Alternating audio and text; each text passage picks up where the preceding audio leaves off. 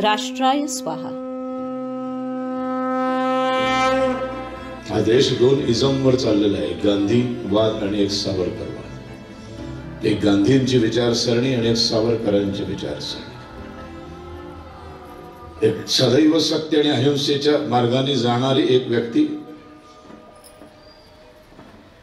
आणि हिंस्त्र श्वापदांचे दात आणि नख काढण्या एवढी हिंसा आम्हाला मान्य आहे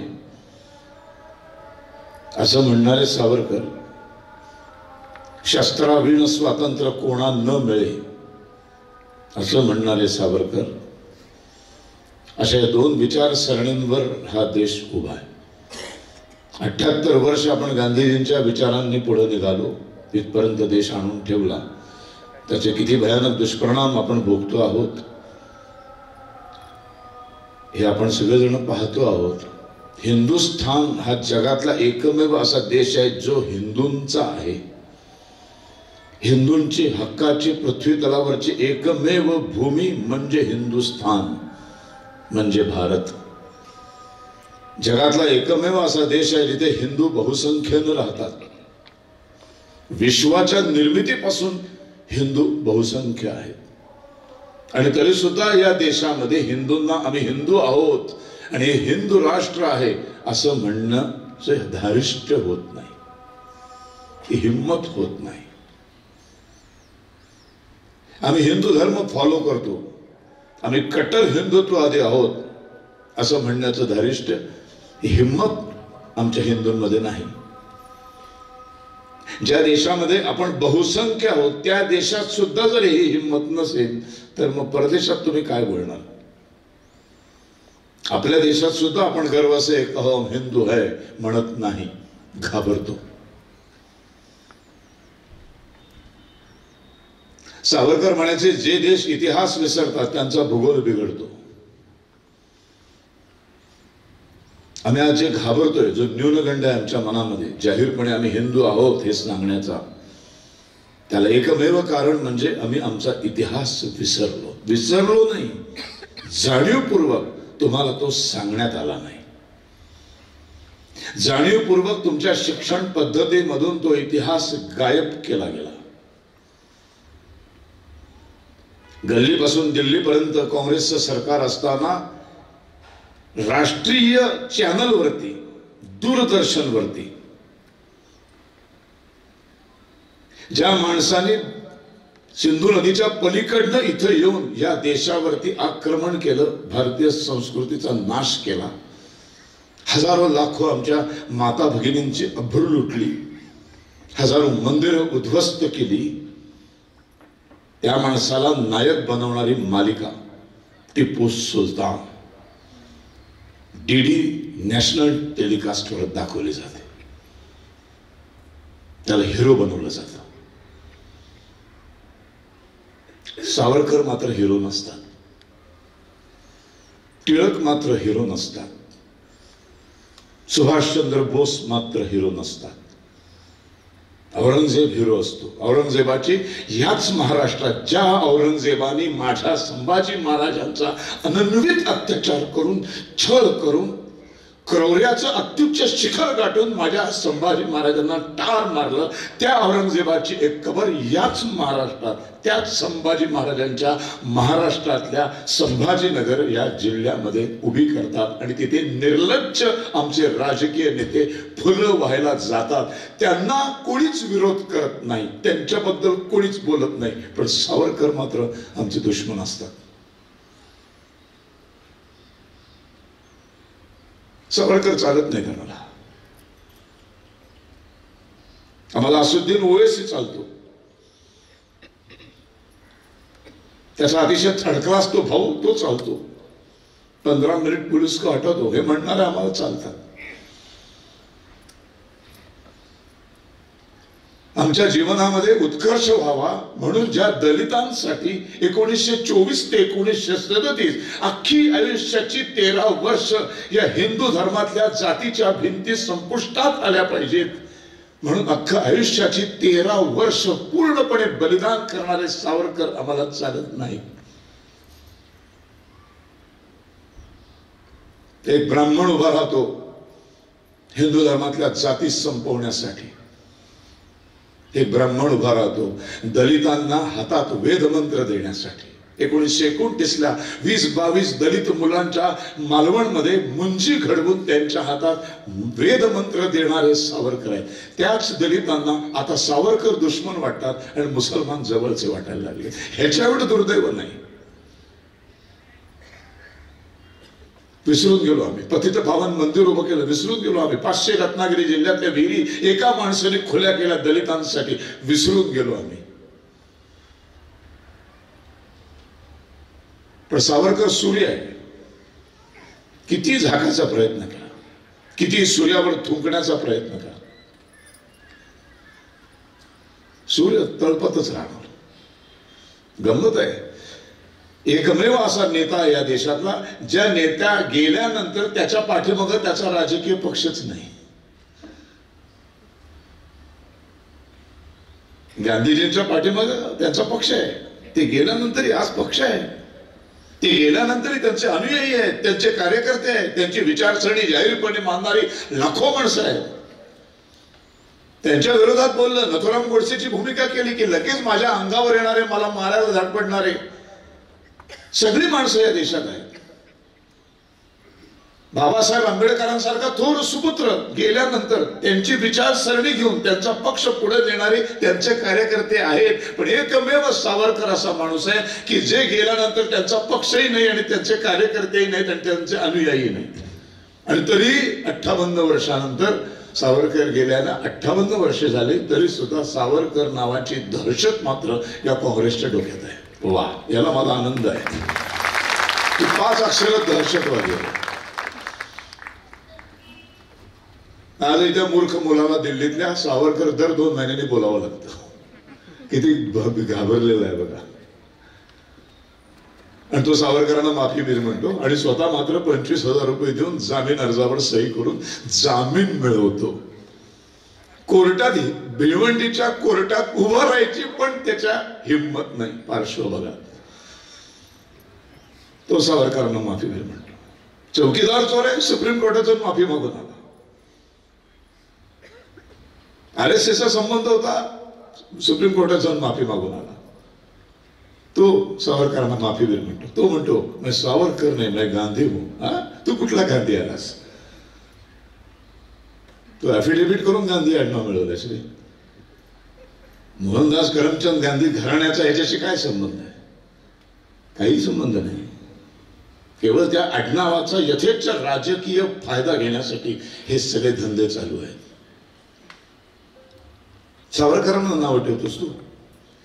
काय हिंमत जाऊन बघ ना. मी खुल्लेआम तो अंदमानच्या कोठडीत व्हिडिओ केलेला प्रसारित झाला होता, बघितला असेल आपण.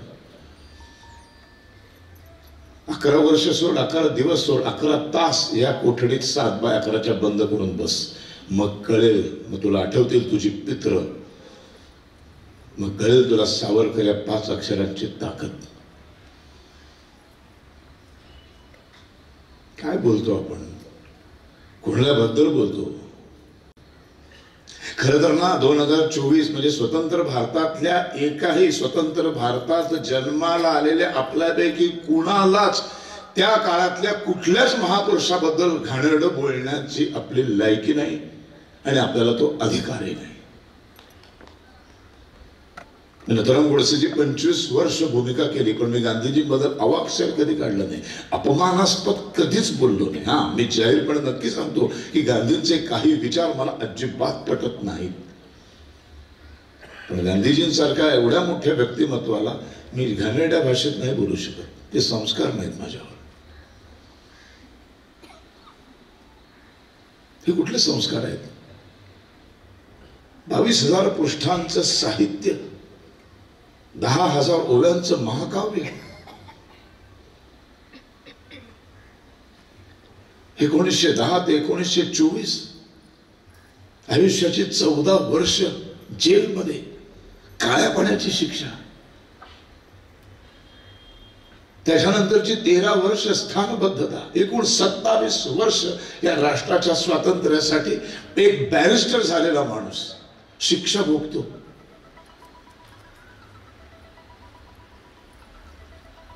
काहीच कशी लाज वाटत नाही त्यांच्याबद्दल घाणेरडं बोलताना, काहीच कसं नाही वाटत.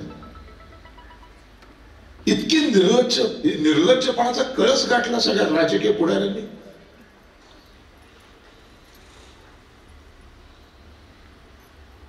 किती गलिच्छ समाज करून टाकला, किती गलिच्छ भारत. काय सुंदर भारत होता, कसा घडवता आला असता भारत.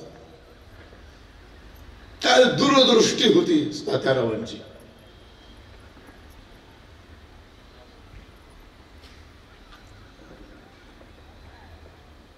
कसा घडवायचा भारत,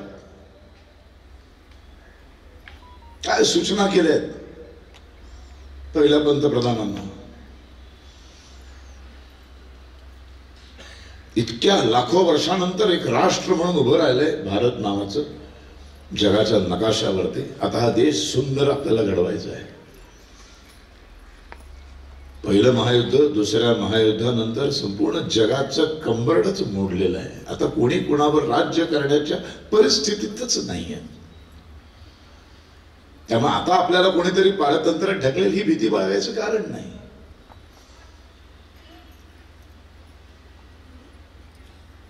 सदैव दक्ष राहायलाच पाहिजे, त्याच्याबद्दल वाद नाही.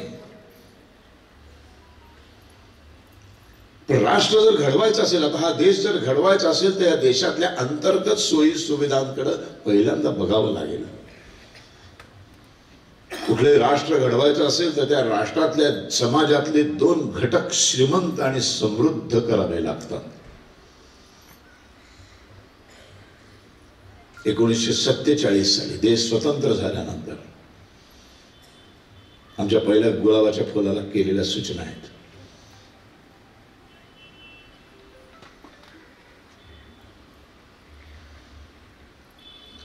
अचंबित व्हाल तुम्ही, काय जबरदस्त दूरदृष्टी असेल बघा. समाजातले असे दोन घटक जे समृद्ध व्हायला पाहिजे आणि आर्थिक दृष्ट्या श्रीमंत व्हायला पाहिजे, तरच राष्ट्र मोठं होईल, तर राष्ट्र समृद्ध होईल, तर राष्ट्र विकसित होईल आणि संपूर्ण जगावर राज्य करेल.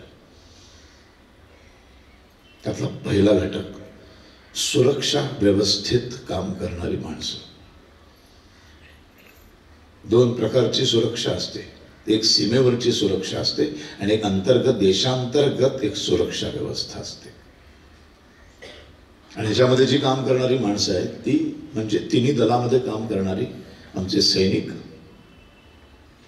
भूदल, नौदल, वायुदल आणि अंतर्गत सुरक्षा व्यवस्था, कायदा सुव्यवस्था सांभाळणारं पोलीस दल. 47 ला केलेल्या सूचना आहेत.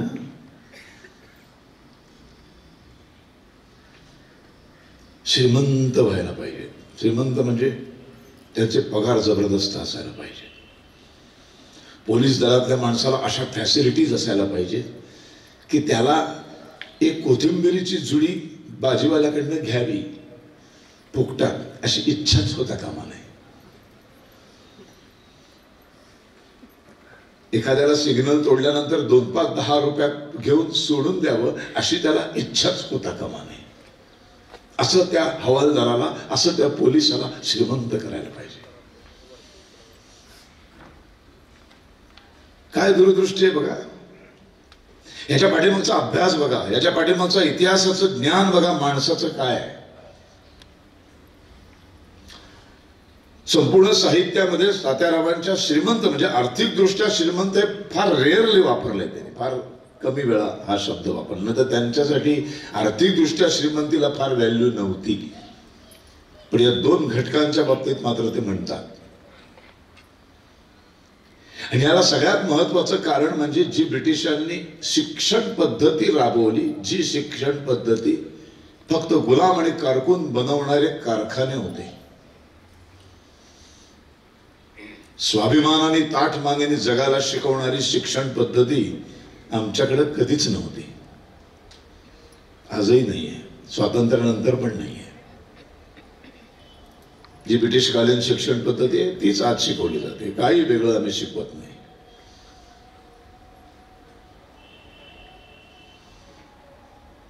त्या शिक्षण पद्धतीतून काय पुढे येणार आहे याचा विचार, याचं भविष्य, याची दूरदृष्टी.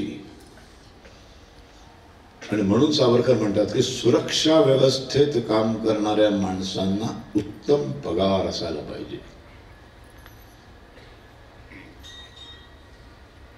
गेल्या 20-25 वर्षांमधलं आपण उदाहरण बघूया. 10वी आणि 12वी आयुष्यातले अत्यंत महत्वाचे 2 टप्पे शैक्षणिक कालखंडातले. तिथून आयुष्य बदलायला सुरुवात होते. या 10वी आणि 12वीच्या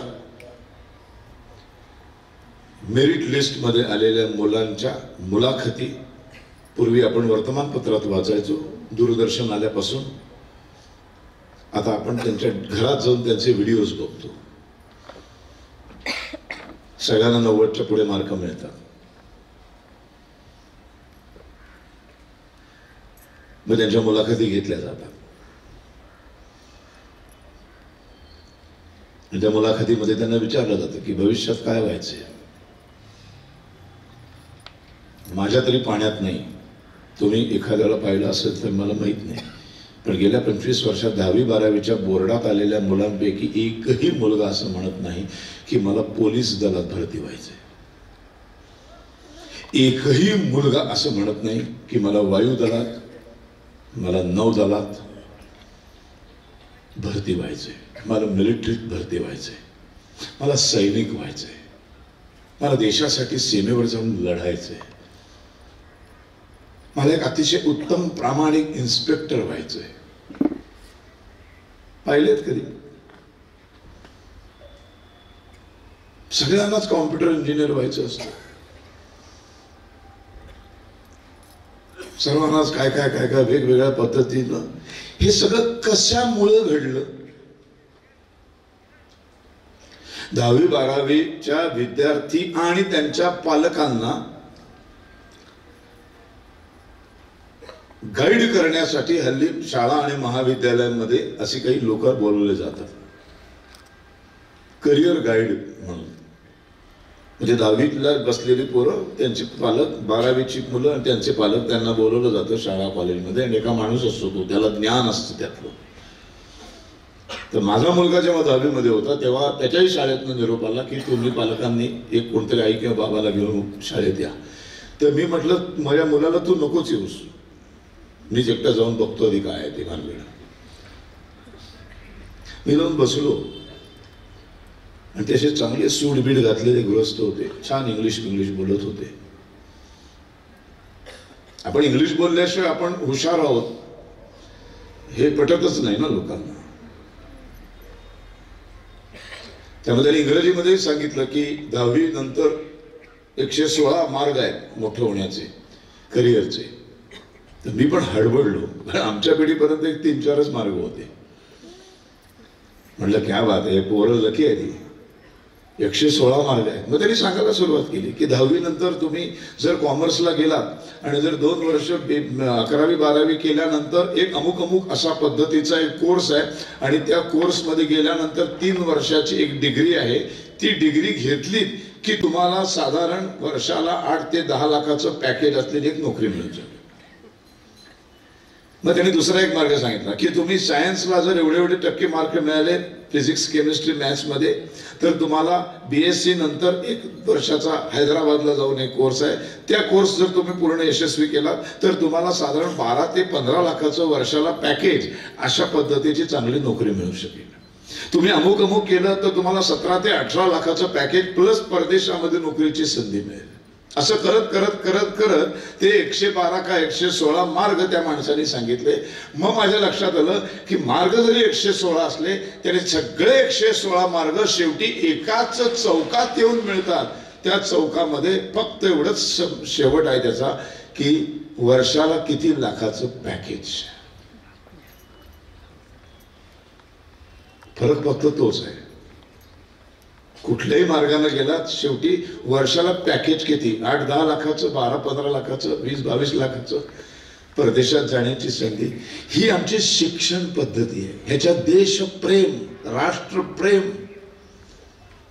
देशासाठी त्याग, राष्ट्रासाठी त्याग, समाजासाठी काहीतरी करणं, हे सगळे चॅप्टरच नाहीये. हेतलं काही शिकवलंच जात नाही.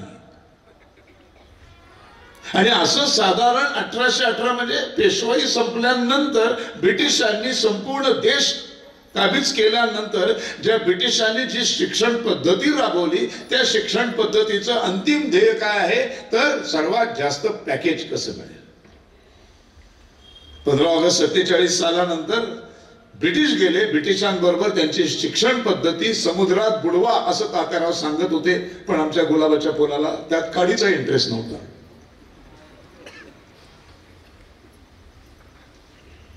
आपली जी आदर्श शिक्षण पद्धती आहे, ज्या 12व्या 13व्या 14व्या अशा शतकामध्ये 10 ते 12 विश्व महाविद्यालय ज्या देशामध्ये होती, जगातले विद्यार्थी येत होते.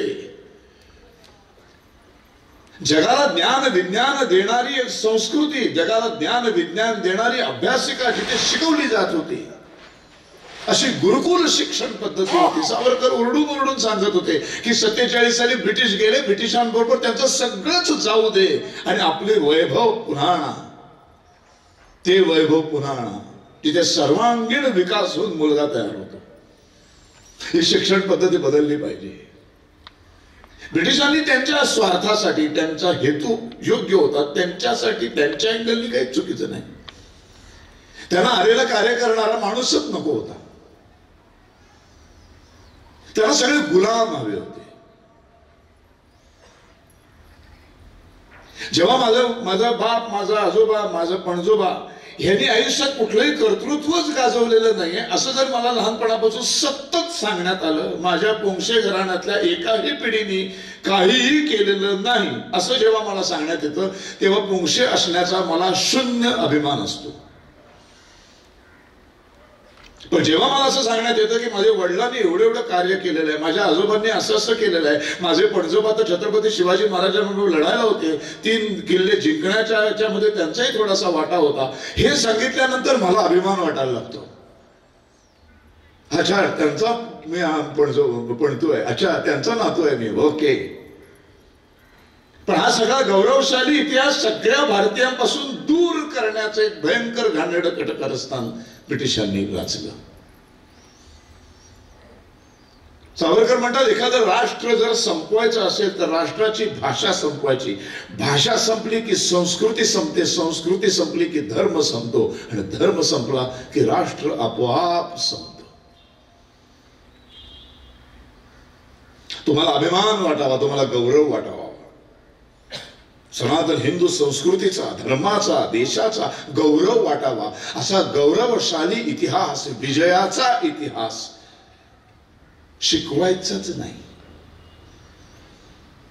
तुम्हाला तुमचे वेद वाचताच आले नाही पाहिजे. तुम्हाला तुमची उपनिषद, तुमचं रामायण, तुमचं महाभारत यातलं काहीही, कुठलंही ज्ञान विज्ञानाचे एकही ग्रंथ भारतातल्या पुढच्या पिढ्यांना वाचताच येता कामा नयेत. म्हणून सगळ्यात पहिलं काम ब्रिटिशांनी केलं ते भारताच्या मूळ भाषेवर घात केला, तो म्हणजे संस्कृत हद्दपार केली. संस्कृत हद्दपार केली. त्यावेळेला ज्यांना संस्कृत वाचता येत होतं, लिहिता येत होतं, ती पिढी पुढच्या 25-30 वर्षात संपली. आणि मग ब्रिटिशांच्या शिक्षण पद्धतीमध्ये शिकून मोठी झालेली जी पिढी 25 वर्षांनी उभी राहिली, त्यांना संस्कृतच येईना. जगातलं सर्वात पहिलं पुस्तक म्हणजे ऋग्वेद, जगातला पहिला ग्रंथ ऋग्वेद आम्हाला माहित नाही, कारण ते पुस्तक समोर आलं, आम्हाला वाचताच येत नाही. मला संस्कृत लिहिता येत नाही, मला वाचता येत नाही, मी हे वाचणार कसं? आम्हाला वाचताच येत नाही. आम्हाला राईट्स बंधूंनी विमानाचा शोध लावला शिकवलं जातं, पण तळपदे नावाच्या एका मराठी माणसाने लोकमान्य टिळकांच्या उपस्थितीत मुंबईच्या गिरगाव चौपाटीवर पहिलं विमानाचं उड्डाण केलं, हे आम्हाला सांगितलं जात नाही, मुद्दामून लपवलं जातं. कारण मी ते सांगितलं तर तळपदे म्हणजे माझा मराठी माणूस, महाराष्ट्रातला माणूस, माझा भाऊ, माझ्या एका भावाने असं केले, वा, मला त्याचा गर्व होतो, मला त्याचा अभिमान वाटतो. पण मला त्याच्याऐवजी काय शिकवलं? राईट्स बंधूंनी. अशा पद्धतीने तुमची भाषा संपून टाकली आणि त्या ठिकाणी जगातले सर्वोत्तम भाषा म्हणून इंग्रजी तुमच्या बोडक्यावर मारली. आम्हाला इंग्रजी ग्रेट वाटायला लागलं. आम्हाला संत तुकाराम महाराज माहित नाहीत, पण आम्हाला कोण माहितीये? शेक्सपियर माहितीये. आम्हाला वरचं फळ खाली येतं हे सांगणारं न्यूटन माहितीये, गुरुत्वाकर्षण. पण अरे खालचं ते वर जातं कसं हे सांगणारे ज्ञानेश्वर माहित नाही. जगातली मनाची मॅनेजमेंट सांगणारा जगातला सर्वात मोठा महागुरु समर्थ रामदास स्वामी आम्हाला माहित नाही, कारण आम्हाला भाषा संपली. लिहिता वाचता येणं बंद झालं. सगळ्या पुढच्या पिढ्या संस्कृत पासून दूर गेल्या आणि त्यांच्या हातामध्ये इंग्रजी पुस्तकं आली, इंग्रजी साहित्य आलं. कारण इंग्रजी वाचता यायला लागलं, इंग्रजी लिहिता यायला लागलं. इंग्रजी लिहिणं, इंग्रजी वाचणं म्हणजे जगातलं सर्वोत्तम काहीतरी आपण ग्रेट करतोय असा स्वाभिमान वाटायला लागला. मिथ्या अभिमान आमच्यामध्ये भरला गेला. म्हणून सावरकर सातत्याने सांगत होते की ती आदर्श गुरुकुल शिक्षण पद्धती पुन्हा इथे राबवली पाहिजे. काय माणसाची दूरदृष्टी असेल. आणि ती आम्ही राबवली नाही. मग सावरकर आपल्या पहिल्या पंतप्रधानांना सूचना करतात, या समाजातला हा सुरक्षा व्यवस्थेत काम करणारा घटक जर श्रीमंत बनवला, जर त्यांना 20-22 लाखाचं पॅकेज आणि सगळ्या सवलती मिळतील, तर 10वी-12वीच्या पोरांना मी भविष्यात एक मिलिटरीमन होईन, मी नेव्हीत भरती होईन, मी एक पोलीस दलात भरती होईन अशी इच्छा निर्माण व्हायला लागली. कारण तिथे गेल्यावर मला भरपूर पैसे मिळणार आहेत, मान सन्मान मिळणार आहे, गव्हर्नमेंट तर्फे राहायला बंगला मिळणार आहे, गाडी मिळणार आहे. आपोआप पोरं तिकडे झुकायला लागतील. आपोआप त्या 100रातली 10-20 जण तरी मिलिटरीत जातील, 10-20 जण तरी पोलीस दलात जातील. पण ह्या पूर्ण दुर्लक्ष. आम्हाला कबूतर उडवायची होती, इंग्लंडचे इस्त्रीचे कपडे घालायचे होते आणि मग सगळ्या मजा करायची होती, एन्जॉय करायचं होतं. त्याच्यात कुठल्या सावरकरांच्या सूचना बोंबलाला वाचायला वेळ आपल्याकडे. काय मूर्ख माणूस आहे, काहीतरी सांगत असतो. कचऱ्याच्या टोपलीत गेल्या सूचना कचऱ्याच्या टोपलीत नाही गेला, भारतीय समाज कचऱ्याच्या टोपलीत गेला. अख्खी सुरक्षा व्यवस्था कचऱ्याच्या टोपलीत गेली. भारताच्या सीमा पक्क्या करा, नक्की करा. आज भारत उभा राहिला ना 15 ऑगस्ट 47ला या संपूर्ण भूतलावरती पृथ्वीच्या नकाशावर भारत नावाचं राष्ट्र उभं राहिले ना. या राष्ट्राच्या सीमा नक्की करा. आणि कुठल्याही राष्ट्राच्या सीमा या चरख्यावरच्या सुताने नाही तर तलवारीच्या टोकाने आखायच्या असतात. त्याच्यावर रक्ताचं शिंपण करायचं असतं. साधं इथे शाळेच विद्यालय आहे. खेळतो ना आपण कबड्डी, खो खो. तुमच्या खेळाच्या दिवसामध्ये ते अंगण आखताना तुम्ही इथे आखले बघा. आता ही पांढरी लाईन कशी आखलीत ती? एक दोरी घेऊन बसला असेल ना कोणतरी शिक्षक, मुलं, आणि त्याच्यावर एक पांढरा चुना टाकलाय की नाही. सावरकर काय म्हणतात? तलवारीच्या टोकाने सीमा आखायची असते राष्ट्राची आणि त्याच्यावर रक्ताचं शिंपण करायचं असतं. मग त्या सीमेच्या पलीकडच्या राष्ट्रातल्या प्रत्येकाच्या लक्षात येतं की देशाची सीमा रक्ताचं शिंपण करून. याचा संदेश असा जातो की या सीमेच्या रक्षणासाठी या सीमेच्या आतला प्रत्येक माणूस कधीही रक्त सांडायला तयार आहे. मेसेज जातो. आम्हाला काही पडलेली नाही. आमच्या सीमा कधी सुरक्षित झाल्याच नाही. असं बाजूच्या गावात ना आजरा गावात चालत यावं तशी बांगलादेशातले मुसलमान इथे चालत यायला लागले. पाकिस्तानात आले, कुठूनही कोणी येते, चायला धर्मशाळा करून टाकली.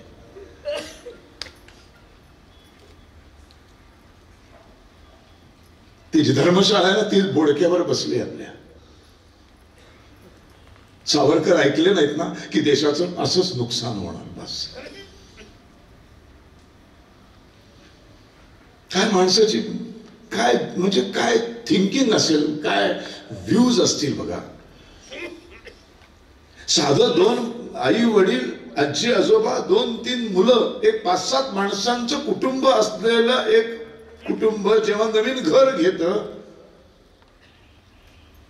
आपण नवीन घर घेतल्यानंतर सगळ्यात पहिल्यांदा काय करतो?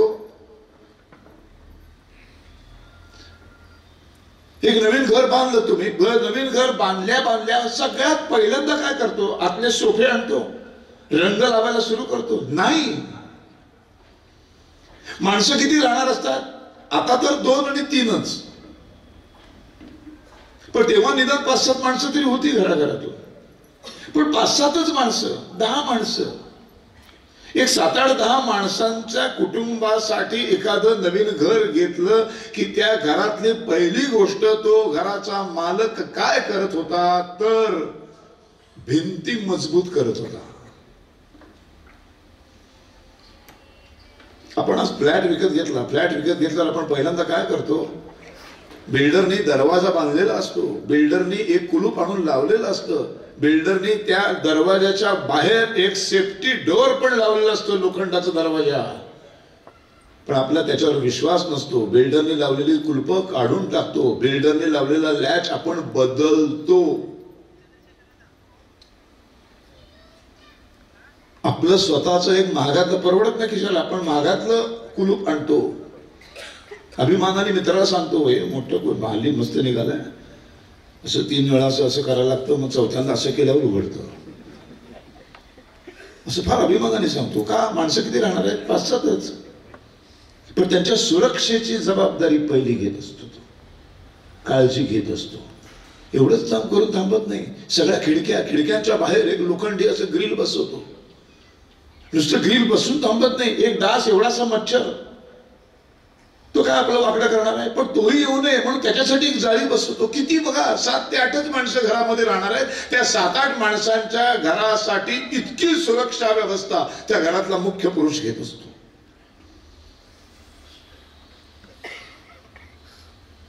पण आपण एक घर बांधलं 25-30 करोड भारतीयांचं, ज्या घराचं नाव आहे भारत, ज्या घराचं नाव आहे हिंदुस्थान. फ्लॅट मिळाला नवीन 15 ऑगस्ट 47ला. सावरकर म्हणतात, ह्या घराच्या सुरक्षा व्यवस्था नको पहिली बघायला. आतले सोफे नंतर आणावं, एशियन पेंट नंतर लावा, झुमरं नंतर लावा, ट्यूबलाईट नंतर लावा, पंखे नंतर लावा. पहिलं काम करायला पाहिजे त्या भिंती, ग्रिल, मच्छर पण पाकिस्तानातला इथे येता कामा नये, याची जबाबदारी पहिली घेतली पाहिजे. हे सगळं माणूस 47-48ला सांगतोय बरं का. तुम्ही जरूर अहिंसेचे पुजारी आहात, मला त्याच्याबद्दल काही म्हणणंच नाही, पण दुबळ्या माणसाच्या तोंडी अहिंसा शोभून दिसत नाही. एक असा लुकडा फटका असतो ना, असा तिथे नाक्यावर उभा हजराच्या, आणि तो मला म्हणा, मी नाही कोणाला मारत. ते खोल्यासारखं त्याला हसतात लोक. पण यांच्यासारखी शरीरयष्टी असलेला आता तगडा, दाढी बिडी वाढली, छान दिसतं ते. असा जर उभा राहिला असा हातात, आणि जर तो म्हणाला मी नाही कोणाला मारणार, तर त्याच्या बाजूने त्याला कोण धक्का लावायची हिंमत करेल? तर तो मारणार नाही, पण त्याला जर आपला चुकून धक्का लागला तर तो आपलं काय करेल? वाघासमोर पंडित मोदक घेऊन गेला तर वाघाचा पंडित मोदक होतो, वाघासमोर बंदूकच घेऊन जायची असते. हे सावरकर आहे.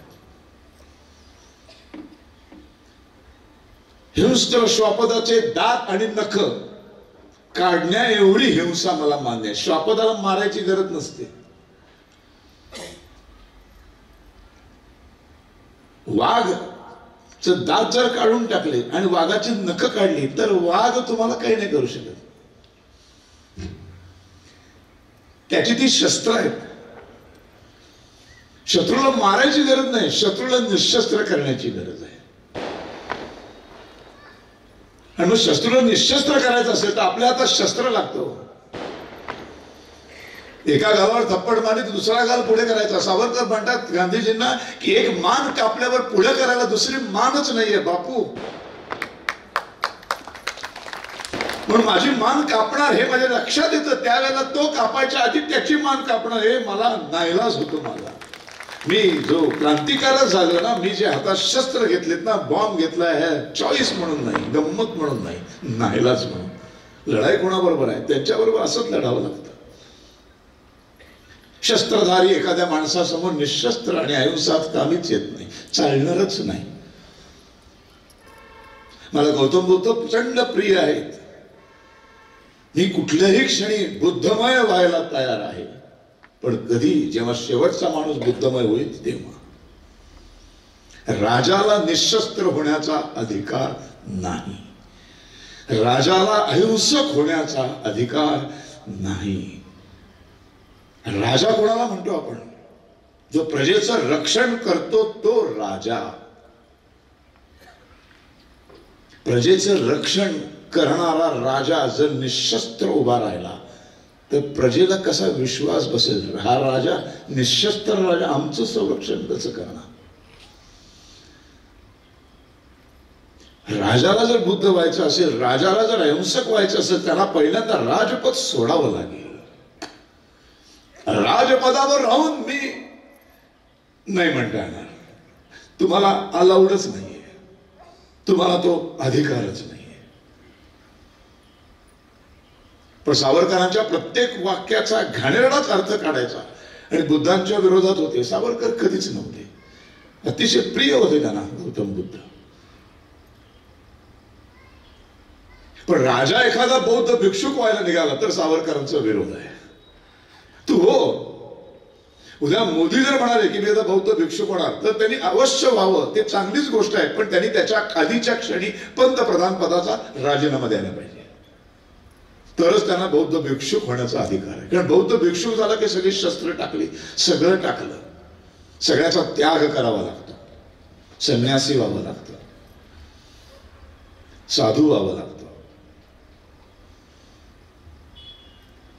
मी अहिंसक आहे, मान्यच आहे मला, पण मी माझ्या व्यक्तिगत जीवनात मी अहिंसक आहे, मला मान्य आहे. अहिंसेसारखा धर्म नाही. पण एखादा माणूस जर म्हणाला की मी कधीच कोणाला इजा करणार नाही, मी कधीच कोणाला दुखापत करणार नाही, कारण मी पूर्णपणे 100% अहिंसक आहे, त्याच्याबद्दल आदरच आहे. पण अशा अहिंसक असलेल्या माणसाला जर कोणी शस्त्र घेऊन मारायला आलं तर त्या माणसाला शस्त्राने संपवणं हा अहिंसेपेक्षा मोठा धर्म आहे. अहिंसा परमो धर्मा, धर्म हिंसा तथैवच, इथे तो मंत्र संपतो. पण आमच्या देशामध्ये आम्हाला फक्त अहिंसा परमो धर्मा अर्धाच मंत्र शिकवला गेला आणि नपुंसक बनवलं गेलं पिढ्यान पिढ्या. ब्रिटिशांनी फार दोन गोष्टी भयंकर केल्या. एक म्हणजे तुमचा अभिमान जागृत व्हावा असं ज्या ज्या ग्रंथांमध्ये लिहिलंय त्या ग्रंथांची भाषेपासून तुम्हाला लांब केलं, संस्कृत गायब केली.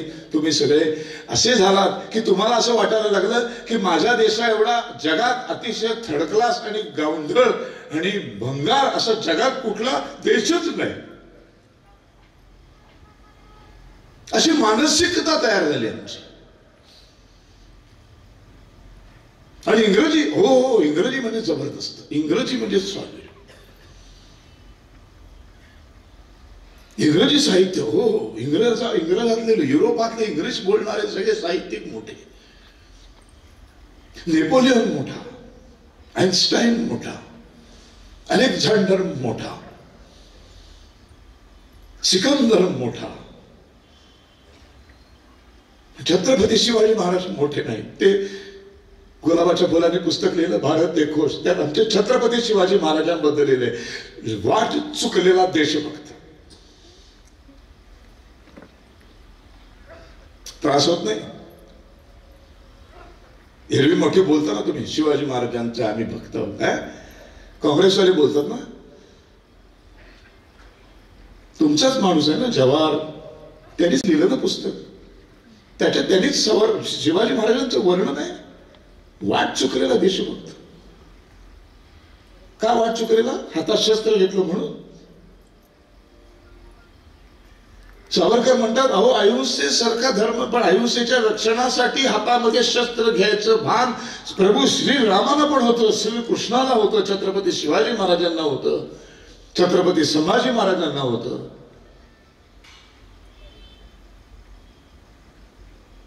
एखाद्या राक्षसाचा नाशच करायचा असतो, रक्तच सांडायचं असतं. मर्यादा पुरुषोत्तम प्रभू श्रीराम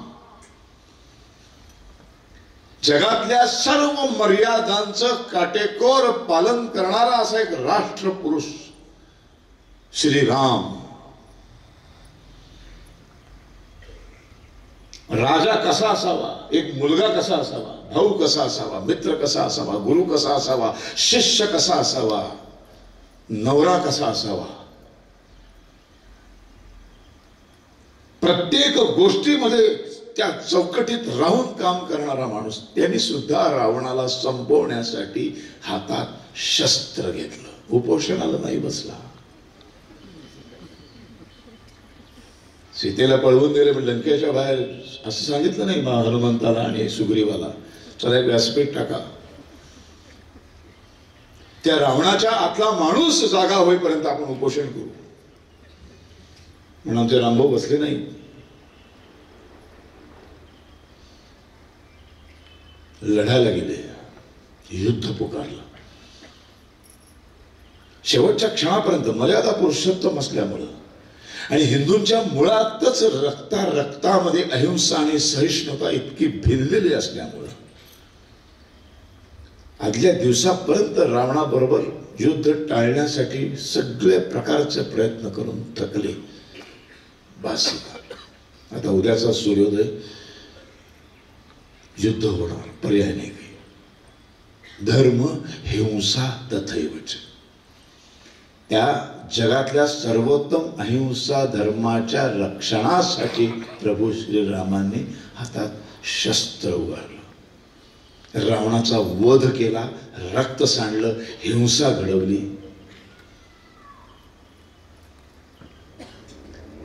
धर्म हिंसा तथैवच याला किती अर्थ आहे बघा. काय अभ्यास आहे माणसाचा. ह्या सगळ्याचा अभ्यास या म्हणून स्वतंत्र देशातल्या सुरक्षा व्यवस्थेला मजबूत करायची सूचना केली. कुठली कुठली उदाहरणं देत आहेत, काय काय उदाहरणं देत आहेत का त्या. अर्जुन तर स्वतःहूनच शस्त्र उचलायलाच तयार नाही. तो म्हणतो सगळे काका मामा सगळे माझे भाऊच समोर आहे, यांना मी मारू कसं, हे नाही मारू शकत. श्रीकृष्ण असं नाही म्हणाला 5 पांडवांना, त्या रणक्षेत्रावरती उपोषणाला बसा. कधीतरी दुर्योधनाला लाज वाटेल नाही का. आपल्याला गोष्ट एकनाथ महाराजांची गोष्ट सांगतात की ते आंघोळ करून आले, मग तो यवन बसला होता कौलावरती, मग तो थुंकला त्यांच्यावर अंगावर. ते चिडले नाहीत, रागावले नाहीत, त्यांनी काही रिॲक्शनच दिली नाही. ते शांतपणे पुन्हा नदीत गेले, पुन्हा आंघोळ केली, पुन्हा आले, पुन्हा यवन थुंकला, पुन्हा गेले, पुन्हा आले, पुन्हा थुंकला, पुन्हा गेले, पुन्हा आले, पुन्हा थुंकला. असं काहीतरी अनेक वेळा घडलं, 100 वेळा वगैरे असं काहीतरी घडलं. त्या आकड्यामध्ये मला इंटरेस्ट नाही आहे. मास्तर शाळेमध्ये ही गोष्ट मुलांना शिकवतात आणि मग अखेर त्या यवनाला एक क्षणी लाज वाटली की आपण इतकं थुंकलो तरी हा माणूस बघत पण नाही, शांतपणे जाऊन आंघोळ करून येतो. आणि तो यवन खाली उतरला, त्यांनी एकनाथ महाराजांचे पाय धरले, क्षमा मागितली. मास्तरांनी गोष्ट सांगितली, म्हणाले मुलांनो आता यातनं काय बोध घेतलात तुम्ही. मुलांनी हातवर केले, म्हणाले आम्ही पण आमच्यावर कोणी थुंकलं तर 100 वेळा आंघोळ करून येऊ, पण चिडणार नाही, रागवणार नाही.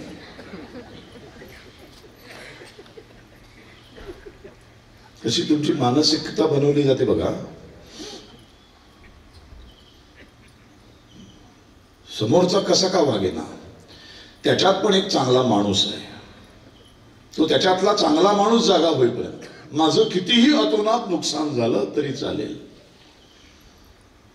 माझी किती माणसं मेली तरी चालतील, माझी किती देवळं भ्रष्ट झाली तरी चालतील, म्हणजे कितीही माझ्या माता भगिनींवर रेप झाले तरी चालतील, पण त्याच्यातला माणूस जागा होईपर्यंत मी शांत राहणार. वा काही अहिंसा आहे.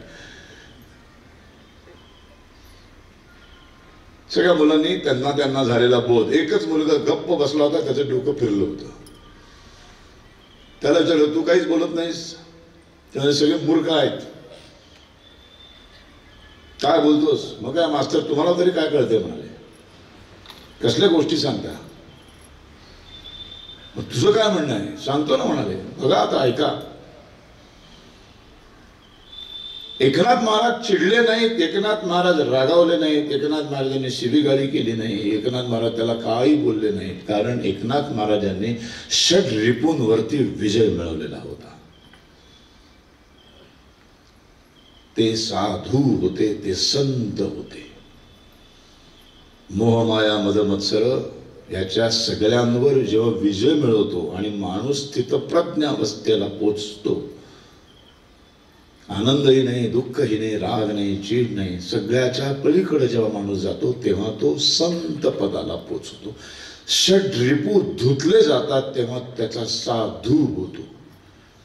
एकनाथ महाराज साधू होते, एकनाथ महाराज संत पदाला पोचलेले होते. त्यामुळे त्यांच्या संत धर्मानुसार त्यांचं आचरण होतं.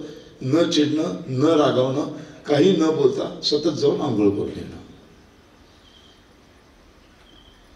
त्यांच्यावर त्यांना संत कोणी बनवलंय ह्या तमाशा जो घोळका करून बघत बसणारी लोक आहेत,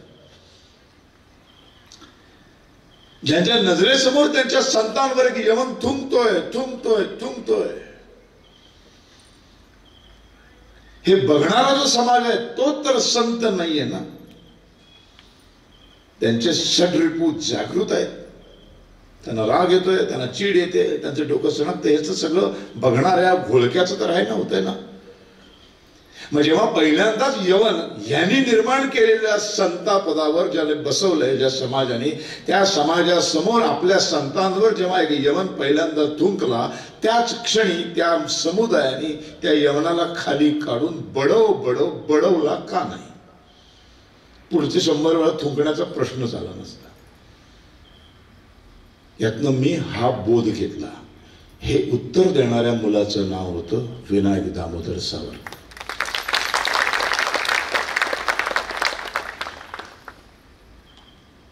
अर्जुन काहीही केला, शस्त्र उचलायलाच तयार नाही, ते गांडीव धनुष्य उचलतच नाही. तेव्हा श्रीकृष्णाने लढायला शिकवलं.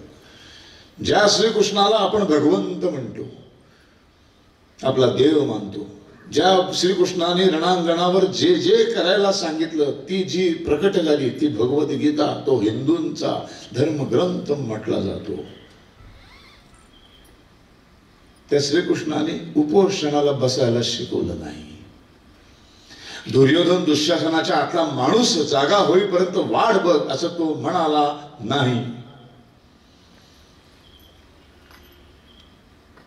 त्यांनी शस्त्र उचलून लढायला सुरुवात करायला पाहिजे. एका पाठोपाठ एक तो श्लोक सांगत गेला. 18 अध्याय सांगितले. तेव्हा अर्जुनाने गांडीव उचलला. अर्जुन असूनही त्याला श्रीकृष्णाला 18 अध्याय सांगावे लागले लढ म्हणण्यासाठी आणि त्यांनी हातात धनुष्य घेण्यासाठी. आपण तर अर्जुनाचा पण नाही, आपल्याला श्रीकृष्णाला तर किती अध्याय सांगावे लागते. तोच प्रयत्न या सगळ्या व्याख्यानातून आम्ही करतोय की हा हिंदू समाज झोपलेला आहे, निद्रितावस्थेत आहे, याला सतत जाग करावं लागतं. त्याला सतत इतिहासातले दाखले द्यावे लागतात. तुमच्याच कुठल्या तरी पूर्वजांना कोणीतरी घाणेरड्या पद्धतीने संपवलंय, मारलंय. तुमच्याच घराण्यातल्या कुठल्या तरी माता भगिनींवरती रेप झाले. ज्या देवाची तुम्ही पूजा करता त्याच तुमच्या कुठल्या तरी देवळाची तोडफोड करून तिथं मशिदी बांधल्या गेल्या. हा इतिहास सातत्याने तुम्हाला सांगावा लागतो. अर्जुनाला 18 अध्याय सांगायला श्रीकृष्ण होता. इथे आपण अर्जुनही नाही आणि श्रीकृष्ण तर नाहीच नाही. सावरकर हेच सतत सांगण्याचा प्रयत्न करतात. अख्खं आयुष्य गेलं, 83 वर्ष, शेवटच्या श्वासापर्यंत हिंदूंना जाग करत राहिला माणूस. पण हिंदू काही जागा झाला नाही. थोडासा जागा झाला आता विधानसभेच्या निवडणुकीत, तर काय चमत्कार झाला बघा. 5% जागा झाला तर एवढा चमत्कार आहे. उद्या 100% हिंदू जागा झाला तर काय होईल? हे हिंदू राष्ट्र व्हायला वेळ लागणार नाही. त्यासाठी जाग होणं फार गरजेचं आहे. आपल्या देशाचा इतिहास वाचणं गरजेचं आहे. 82 दशलक्ष पर्व क्षेत्रफळ हिंदुस्थानचं होतं. हिंदुस्तान, पाकिस्तान, बांगलादेश, म्यानमार, इंडोनेशिया, अफगाणिस्तान, भूतान, चायनाचा काही भाग, तिबेट, इतकं मोठं राष्ट्र, इतकं मोठं क्षेत्रफळ, 82 दशलक्ष पर्व, तिथून आज शिल्लक राहिलं 32 दशलक्ष. एवढं आम्ही गमावलं कारण आम्ही इतिहास वाचत नाही. इतिहास आम्हाला माहित नाही, इतिहासात आम्हाला इंटरेस्ट नाही आणि आम्हाला इंटरेस्ट वाटूच नये अशा पद्धतीचं शिक्षण आम्हाला दिलं गेलं. आम्हाला सदैव पराभूतांचा इतिहास शिकवला गेला, अजिबातच नाही. साधा सिंपल लॉजिकल विचार करा. जो इंडोनेशिया अख्खा देश मुस्लिम होतो, अफगाणिस्तान अख्खं मुस्लिम कंट्री होते, अख्खा पाकिस्तान मुस्लिम कंट्री होतो, बांगलादेश अख्खा मुस्लिम कंट्री होतो, हिंदुस्थान का नाही झाला अजून? अजूनही आपल्या देशात 80% हिंदू का आहेत?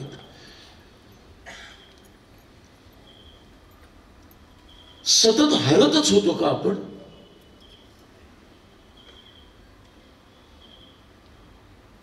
पाचव्या शतकापासून आक्रमण आहे. कुणाचं आक्रमण? आले लुटायला, संपवायला आले, ते संपले. शकांचं आक्रमण, आले लुटायला, आक्रमण करायला, ते संपले. ग्रीकांचं आक्रमण, ते संपले. 450 वर्ष मुसलमानांचं आक्रमण, ते संपले. 200 वर्ष ब्रिटिशांचं आक्रमण, ते संपले. 75 वर्ष काँग्रेसचं आक्रमण, ते संपलं. हिंदू आजही उभा आहे. म्हणजे आम्ही सदैव जर पराभूतच होत असतो 5व्या शतकापासून, तर आम्ही कधीच संपायला पाहिजे होतं ना. आज इथे शरदुल्ला खानची कव्वालीचा कार्यक्रम असायला हवा होता जर आम्ही पराभूत होणारे असतो तर. तसंच झालं असतं ना. न होता सिवा तो सुन्नत होती सबकी. छत्रपती शिवाजी महाराज पराभूत होते. 21 वर्षाच्या कारकिर्दीत 41 लढाया, एकही लढाई न हरणारा बाजीराव पेशवा पराभूत होता. 105 वर्ष दिल्लीच्या तख्तावरती मराठ्यांनी भगवा फडकवला होता, ते काय पराभूत होते. मोहम्मद बिन कासिम 500 वर्ष झगडतोय चायला, त्याचं काही होतच नाही. तो औरंगजेब एवढी वर्ष महाराष्ट्रात येऊन बसला, तो मराठ्यांना हरवू शकला नाही. शेवटी इथं मेला, इथं त्याची कबर बांधली गेली. आणि पराभूत होतो म्हणून हे सगळं घडलं का? तुमची मानसिकता घडवली गेली कशी? पराभूतांची मानसिकता जाणीवपूर्वक, विचारपूर्वक ब्रिटिशांनी घडवली, नंतर काँग्रेसने घडवली. म्हणून काँग्रेसच्या राज्यामध्ये एक टिपू सुलतान नॅशनल टेलिकास्ट वरती हिरो म्हणून सादर केला जातो.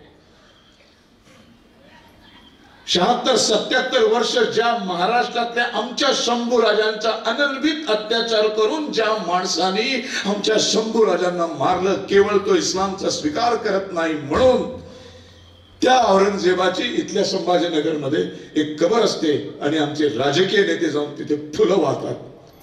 आमचं रक्त सळसळत नाही, आमची तळपायाच्या मस्तकात जातच नाही. शंड झालो आम्ही. नुसत्या शिवाजी महाराजांसारख्या दाड्या वाढवून आम्ही फिरतो, टिळे लावतो आणि असे भगवा बिलवा त्या बाईकला लावून जय भवानी जय शिवाजी ते शिवजयंतीला फिरतो.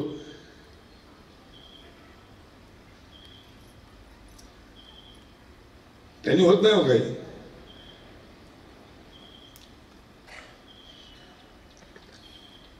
वाचा मंडळी, उद्याचा भारत जर आपल्याला वाचवायचा असेल ना, तुम्हाला एक गोष्ट सांगतो. एखाद्या मुसलमानाला इथून हाकललं ना तर 55 इस्लामिक कंट्रीज आहेत. एखाद्या ख्रिश्चनाला इथून हाकललं ना तर त्यांच्यासाठी ख्रिस्ती 101 राष्ट्र आहेत. कुठे जाऊन ते स्थायिक होऊ शकतात. पण हिंदूंनो, तुम्हाला हिंदुस्थानातून हाकललं तर तुमचं हक्काचं देश जगामध्ये एकही राष्ट्र नाही. तुम्ही कितीही वर्ष अमेरिकेत राहा, कितीही वर्ष इंग्लंडमध्ये राहा, तुम्ही तिथे दुय्यम नागरिकच असता. ब्रिटिश का इंडियन, पहिलं ब्रिटिशांनाच प्रायोरिटी दिली जाते. अमेरिकन का इंडियन, जॅपनीज का इंडियन, फ्रेंच का इंडियन, सगळ्यामध्ये इंडियन लोकांना दुय्यमच वागणूक दिली जाते. त्यांच्या सगळ्या जागा भरल्यानंतर रिकाम्या जागी तुम्ही असता. कुठल्याही क्षणी तुम्हाला ते हाकलून देऊ शकतात, कुठल्याही क्षणी तुमचा विजा आणि नागरिकत्व रद्द होऊ शकतं. तरी आम्हाला ओढ आहे तिकडे जायची, तरी आम्हाला आमच्या राष्ट्राबद्दल प्रेमच वाटत नाही. जगात असा सुंदर देश नाही, जगात अशी सुंदर सनातन संस्कृती नाही. राष्ट्रावर, धर्मावर आम्हाला प्रेम करायला कधी कोणी शिकवलंच नाही. आयुष्यभर सावरकर या माणसाने फक्त एवढंच केलं, समाजाला जागृत करायचं काम केलं. सुरक्षा व्यवस्थेवर इतका फोकस केला, नाहीच शेवटपर्यंत काँग्रेसने सुरक्षा व्यवस्थेकडे लक्षच दिलं नाही. त्याची भयानक फळं आज आपण भोगतो आहोत. आज रोहिंग्या येतात, आज बांगलादेशी येतात, त्यांना कोणीतरी आमचे निर्लज्ज राज्य करते, त्यांच्या मतांच्या पेटीसाठी त्यांना ती कार्ड देतात, आधार कार्ड बनवून. अरे कुठेतरी थांबा. किती पैसा कमवणार, किती, कशी लाज वाटत नाही. सगळं इमान विकलं, सगळं विकलं तुम्ही, सगळे राष्ट्र विकायला निघाले. अशी माणसं ज्या मातीमध्ये छत्रपती शिवाजी महाराज, संभाजी महाराज, बाजीराव पेशवा, झाशीच्या राणी सारखी सुपुत्र जन्माला आले, तिथे वासुदेव बळवंत फडके सारखा माणूस जन्माला आला, तिथे फुले जन्माला आले, जिथे आंबेडकर जन्माला आले, त्याच मातीत हे असले मतद्रष्ट कसे जन्माला आले.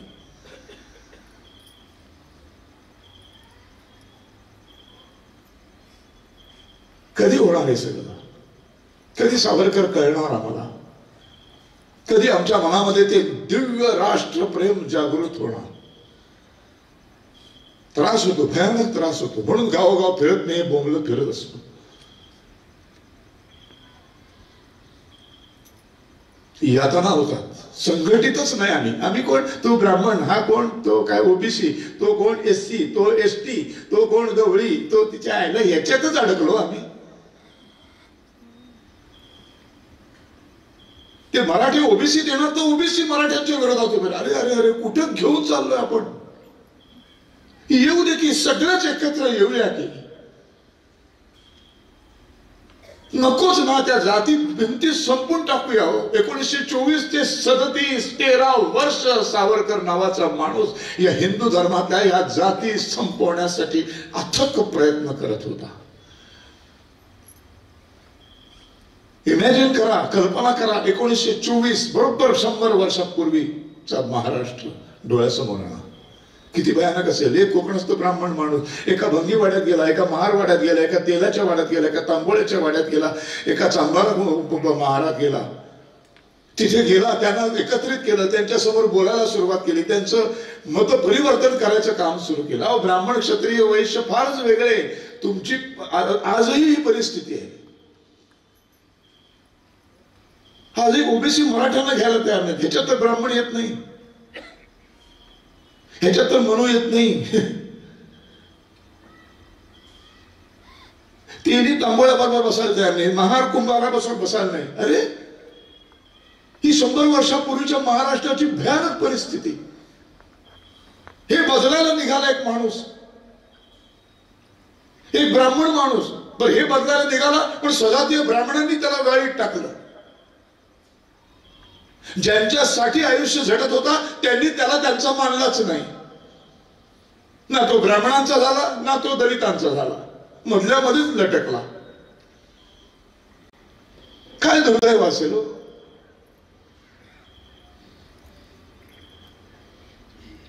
आजही कोकणून सांगितलं तरी आम्ही तयार नाही. 100 वर्षापूर्वी कसं काय त्या माणसाने बाबा खरोखरच नतमस्तक व्हावं, लोटांगण घालावं सावरकरांच्या पायावर, तेवढं कमी आहे. अशा वाड्यामध्ये जाऊन सांगायचं की तुम्ही एकत्र भोजन केलं, तुमची जात नाही बाटत, तुम्ही एकत्र एकमेकांशी लग्न केलं, नाही काही होत. हे सगळं आता बदलायला पाहिजे. आपण आंतरजातीय विवाह सुरू करूया, आपण एकामेकांबरोबर जेवायला बसूया. तुम्हाला सगळ्यांना वेद मंत्राचा अधिकार नाही ना? का तर तुमची मुंज होत नाही? चला मी तुमची मुंज करतो. सावरकरांनी 29 साली 1929ला मालवणमध्ये सगळ्या दलित मुलांच्या मुंजी करून त्यांच्या हातामध्ये वेद मंत्र दिले. काय पडली होती? बॅरिस्टर होता, इंग्लंडमध्ये जाऊन नोकरी केली असती, चायला काय अफाट पैसा कमवला असता. यातना सहन नाही झाला. माझा हिंदू समाज, जगातला सर्वोत्तम समाज हा एकत्र व्हायला पाहिजे. ह्या समाजाला एकच शाप आहे, तो म्हणजे जातीचा. ही जात संपली पाहिजे. आणि इतकं सोप्या शब्दात सावरकर म्हणाले, प्रत्येकाने मनातून मी जात मानणार नाही असं म्हटलं की जात संपणार आहे. 13 कोटी महाराष्ट्रीयन लोकांनी ज्या दिवशी असा शपथ घेतील, आजपासून मी जात मानणार नाही, की त्या दिवशी सगळं आपण फक्त मराठी झालो. महाराष्ट्र तितुका मिळवावा, मराठा धर्म, हिंदू धर्म, आपण सगळ्यांची जात एकच, हिंदू जात. सावरकर विचार हे सगळं करून मिळवणार काय तुम्ही? म्हणाले आता कधीच अशा सामाजिक बदलाची फळं लगेच मिळत नाहीत. आज हे सामूहिक भोजन हे सगळे मी सुरू करतोय ना, याचे परिणाम मी नसेल, तुम्ही पण नसाल बघायला. 100 वर्षानंतर एक दिवस असा येईल की एखाद्या मुलाला विचारलं तुमचं नाव काय? अमुक अमुक. बर, जात कुठली? तर तो कोड्यात पडला पाहिजे. आईला आता जात सांगायची कशी? 100 वर्षांमध्ये इतकं संक्रमण झालंय की माझी आई कुंभाराची आहे, पण वडील 96 कोळी मराठा. वडिलांची आई चांभार होती, तिचे बाप कोकणस्थ ब्राह्मण होते, त्याची आई तेल्याची होती, त्याचा नवरा. अरे देवा, मग म्हणजे माझी जात नेमकी कुठली सांगायची? मरू दे, माझी जात एकच, हिंदू जात. हे 100 वर्षानंतर घडेल जर ते आत्ता सुरू केलं तर. 1924 बरोबर 100 वर्षापूर्वी सावरकर नावाचा माणूस हे करायला झटत होता. आयुष्यातली 13 वर्ष स्थानबद्धतेत असताना त्याची व्हॅल्यू नाही आम्हाला. रत्नागिरी जिल्हा सीमा ओलांडून बाहेर पडू शकत नाही, तसे निर्बंध आहेत त्यांच्यावर. म्हणून आंबेडकरांचं जे कार्य आहे, काळाराम मंदिराचं आंदोलन किंवा महाडच्या 14 तळ्याचं आंदोलन, इथून संदेश पाठवले तिथल्या स्थानिक हिंदूंना की जा त्या आंबेडकरांच्या कार्याला मदत करा. तो माणूस जीवाच्या आकांताने काम करतोय, त्याला मदत करा. हे 14 तळ्याचं हे यशस्वी झालं पाहिजे. काळाराम मंदिराचं आंदोलन यशस्वी झालं पाहिजे. फक्त त्यांचं आंदोलन नाही आहे, हे समस्त हिंदू धर्मियांचं आंदोलन आहे. माझा जीव तुटतोय, मी नाही जाऊ शकत, कारण माझ्यावर ब्रिटिशांनी बंदी घातली आहे. जिल्हा ओलांडून मी बाहेर पडू शकत नाही, पण तुम्ही जा. आणि या गोष्टीचं आंबेडकरांनी इतकं कौतुक केलंय.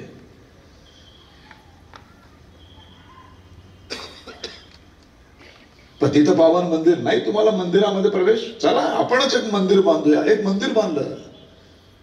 लक्ष्मीनारायण मूर्तीची प्राणप्रतिष्ठा कुणाच्या हातून? पूजा कुणाच्या हातून? प्राणप्रतिष्ठेची पूजा एका दलित माणसाच्या हातून केली. 100 वर्षापूर्वी हे करायची हिंमत होती हो. सावरकर तर सोडा, त्यांची बायको हळदी कुंकाला ब्राह्मण बायकांना सवाष्ण म्हणून बोलवण्याची प्रथा होती, आजही आहे ती. 5-7 अशा आकड्यामध्ये बायकांना बोलवतात. सावरकरांच्या बायकोला जर कोणी बोलवायला गेलं तर ती म्हणायची मी येईन, पण एकाच अटीवरती, माझ्या बरोबर एक भंगी, एक महार बाई येणार सवाष्ण. ज्या सन्मानाने मला तुम्ही तुमच्या स्वयंपाकघरात माझघरामध्ये पाटावर मांडून माझा सन्मान आणि माझी ओटी भराल, त्याच सन्मानाने माझ्या पाटाला पाठ लावून जर याही 2 बायकांची ओटी भरणार असाल तरच मी तुमच्याकडे येईन. ही सावरकरांच्या बायकोचं उत्तर आहे.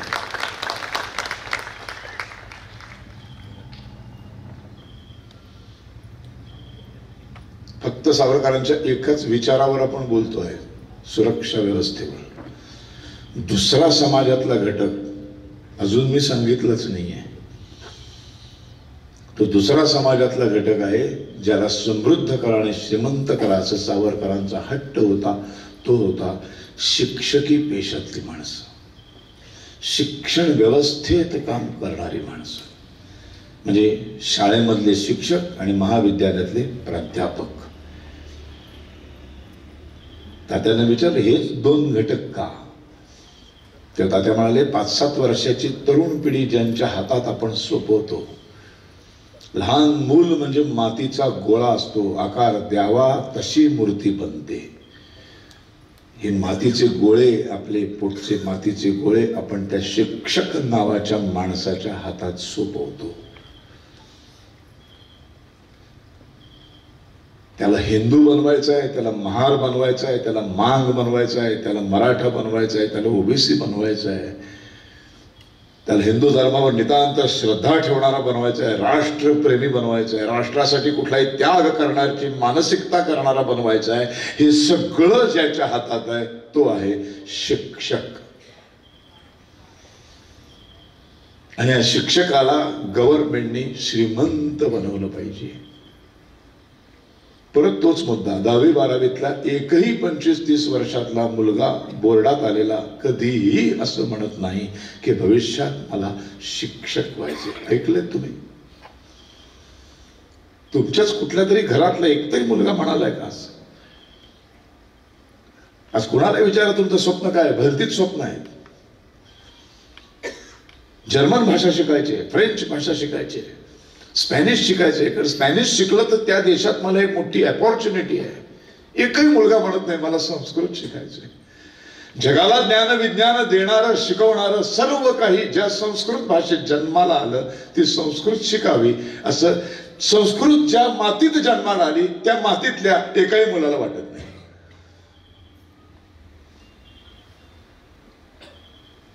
नाईलाजाने शिक्षक होता. शिक्षकाला समाजामध्ये मानच नाही. थट्टेचा विषय.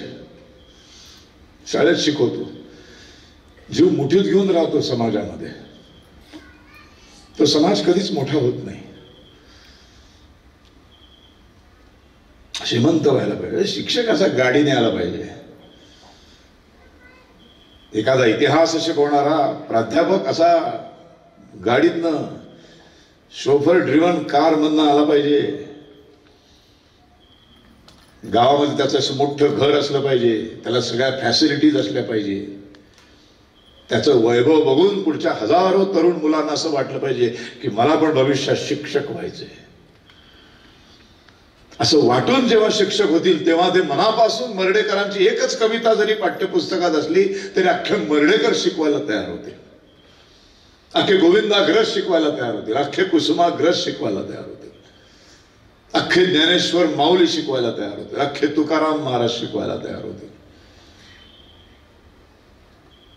पॅकेजेस नाही, सन्मान नाही, पॅकेज नाही, पैसा नाही, दरिद्री अवस्था शिक्षकांची.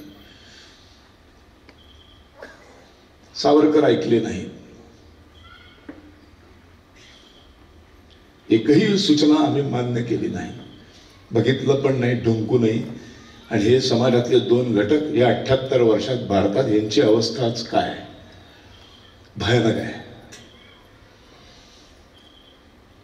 कुणालाही वाटणार नाही की शिक्षक व्हावं, कुणालाही वाटणार नाही मिलिटरीत जावं, कुणालाही वाटणार नाही पोलीस दलामध्ये जाऊन हवालदार व्हावं, एक इन्स्पेक्टर व्हावं.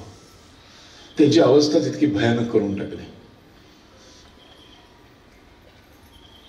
त्यांना कुठलाही अधिकारच नाही. एक आमदार येऊन सांगतो तसं त्यांनी वागायचं. या नथुराम गोडसेचा रोल केल्यामुळे असंख्य पोलीस माझ्या दिमतीला असायचे, असंख्य पोलीस सदैव माझ्या प्रत्येक 25 वर्ष प्रयोगाला आम्हाला संरक्षण द्यायला असायचे. तेव्हा माझी अनेक पोलिसांबरोबर, अनेक मोठमोठ्या ऑफिसर बरोबर खूप छान मैत्री झाली. एकदा ठाण्याचा प्रयोग झाल्यावर तिथले DIG आहेत ते म्हणाले आज आमच्याकडे शरदजी रात्री जेवायला या. दुपारचा प्रयोग झाल्यावर जेवायला गेलो. गंमत म्हणून सहज आपलं गप्पा म्हणून त्यांनी गव्हर्नमेंट त्यांच्या युनिफॉर्मसाठी जे कापड देतं ते कापड मला आणून दाखवलं. म्हटलं हे कापड तुम्हाला दिलं जातं? ही एक साधारण 15 वर्षापूर्वीची गोष्ट आहे. आता कदाचित कापड बरं मिळत असेल, माहित नाही मला. कोण आहे काय ते पोलीस दलातलं? कोणीच नाही आहे. अरे माझ्या व्याख्यानाला कोणीच नाही आलं. एवढा विश्वास आहे माझ्यावर. वा, थँक्यू. ते कापड होतं, तुम्ही लादी पुसायला पण घेणार नाही. ते मला, मी एवढ्या मोठ्या पोस्टवर आहे, ह्या कापडाचा युनिफॉर्म घालून गेलो तर हवालदार सलाम पण करणार नाही. मग म्हटलं तुम्ही काय करता? मग काही नाही, आम्ही आमच्या पैशाने चांगलं टेरिकॉटचं कापड घेतो आणि युनिफॉर्म शिवतो. एक आमदार येणार असेल त्याच पोलिसाला उभा करतात, इलेक्शन असेल त्याच पोलिसाला उभा करतात, 10वी 12वीच्या परीक्षा त्याच पोलिसाला उभा करतात. काही झालं तोच पोलीस उभा आपला. त्याला ड्युटी नाही, त्याला टायमिंग नाही, त्याला काही नाही. मग त्याला 10-20 रुपयेची कोथिंबिरीची जुडी अशी लाचारून तो दमदाटी करून ती फुकट घ्यावीशी वाटते त्याला. त्याचे दुष्परिणाम काय होतात? असं फुकटचं अन्न पोटात गेलं की माणसं पण तशीच जन्माला येतात. स्वाभिमानाचा भाकर तुकडा आमच्या छत्रपतींनी खायला शिकवला. मावळे तयार झाले. लाचारीचं अन्न आम्ही खायला शिकलो. आमच्यात सगळे लाचार तयार झाले. ताठ मानेने काही बोलायची हिंमतच नाही आमच्यात, कुणाच्यातच नाही. कशाला महापुरुषांची नावं घेता? कशाला छत्रपती शिवाजी महाराज की जय? उगाच आपलं बोंबल्याला म्हणायचं म्हणून म्हणायचं. एवढ्या लहान वयामध्ये त्या पाटलाचा चौरंग करा म्हणाला मुलगा. काय ताकद असेल हो? स्वतःचे वडील त्या बादशाच्या दरबारात नोकरी करतायत आणि त्याचा मुलगा त्याच बादशाच्या विरोधात स्वराज्य निर्मितीचे स्वप्न बघतोय. काय शिकतो आम्ही शिवाजी महाराजांकडे? शत्रूस फसवून, शत्रूस ठगवून, शत्रूचा विश्वासघात करून शत्रूला संपवायचं असतं. याला म्हणतात राजकीय मुत्सद्देगिरी. म्हणून अंदमानची शिक्षा भोगायला सुरू झाल्यानंतर लगेच पहिले 6 महिने काळ कोठडी संपून जेव्हा बाहेर आले तात्या, लगेच पहिला अधिकार त्यांनी बजावायला सुरुवात केला, ॲम्नेस्टी पिटिशनचा अर्ज. म्हणजे आत्ताचे जामीन अर्ज, सिंपल दयेचा अर्ज, जो कसाबला पण होता आणि तो अफजल गुरुला पण होता आणि त्यांनी ते बजावले होते. आणि भगतसिंगांचा अर्ज रिजेक्ट केलेला आहे. त्याचं पत्र आहे माझ्याकडे, दाखवेन मी तुम्हाला.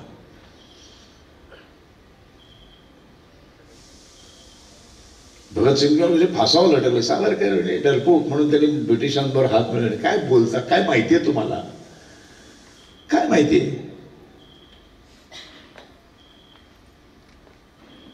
बॅरिस्टर झालेला माणूस आहे, पहिला कैदी अंदमानच्या सेल्युलर जेल मधला, जो इंग्लंडमध्ये जाऊन त्यांच्याच कायद्याचा अभ्यास करून आलेला आहे. त्याला माहिती आहे I am a special prisoner, राजकीय कैदी आहे मी.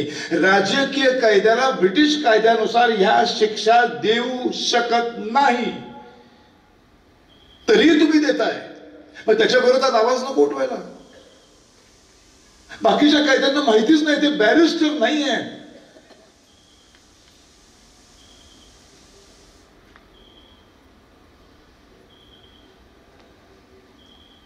पण कोण बोलतं? 25-25 वर्षाच्या 2 जन्मठेपा झाल्यावर हसत हसत जो माणूस म्हणतो 50 वर्ष 2 जन्मठेपा, तुम्ही ख्रिश्चन आहात, आम्ही हिंदू आहोत, फक्त हिंदू जगामध्ये पुनर्जन्मावर विश्वास ठेवतो. तुम्ही 2 जन्मठेपा एकाच जन्मात देऊन माझा पुनर्जन्म मान्य केला. हे ठोकपणे 27 वर्षाचा तरुण त्या याला न्यायाधीशाला सुनावतो. त्याची टिंगल कोण करताय? 3 वर्ष 2 वर्ष 6 महिने जेलमध्ये गेल्यावर ज्यांची फाटते, 100 वेळा जामीन अर्ज करतात आणि बाहेर आल्यावर असे मस्त वेगळी लगेच फिरायला सुरुवात होते. मग आजारी बिजारी पडत नाही. तिकडं रोज आजारी. हे सावरकरांवर बोलणार. कुणाबद्दल बोलतो आपण? काय माहिती आपल्याला इतिहासात? बरं, त्यांनी ते लपवलेच नाही. स्वतः जन्मठेप पुस्तकात सगळे 11चे 11 दयेचे अर्थ स्वतःच लिहिले. कारण त्यांना हे माहित नव्हतं की भविष्यात स्वतंत्र भारतात अशी बिंडोक मुलं जन्माला येतील. ते किती वर्षाचे झाले तरी तरुणच असतात. हो, कायम युवाच. हे पण एक गंमतच आहे. 60ला आला तरी युवा. केवळ लग्न केलं नाही म्हणून.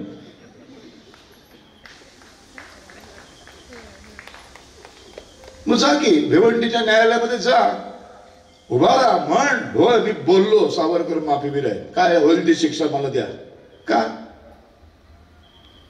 का नाही आलास? का 25,000 रुपये भरून जमीन मंजूर करून घेतलास? कुठे गेली तुझी हिंमत? सावरकर म्हणजे गांधी होते, कुठे गेलं मग? का नाही गेलास? अरे किती वेळा आहे हे?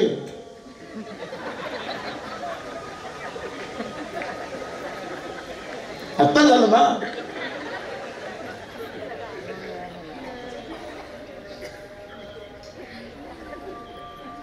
तातारावांबद्दल बोलता तुम्ही.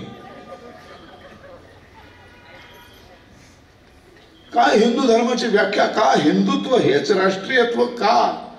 थोडा वेळ बोललो तर चालेल ना अजून? नाही कंटाळा असेल तर सांगा. पण इतकं सुंदर रसिक बॅकग्राऊंड म्युझिक बोलावंच वाटतो.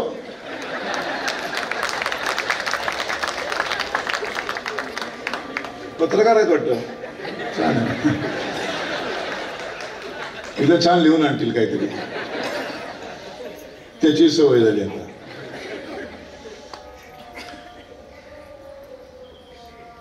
का हिंदुत्व हेच राष्ट्रीयत्व का?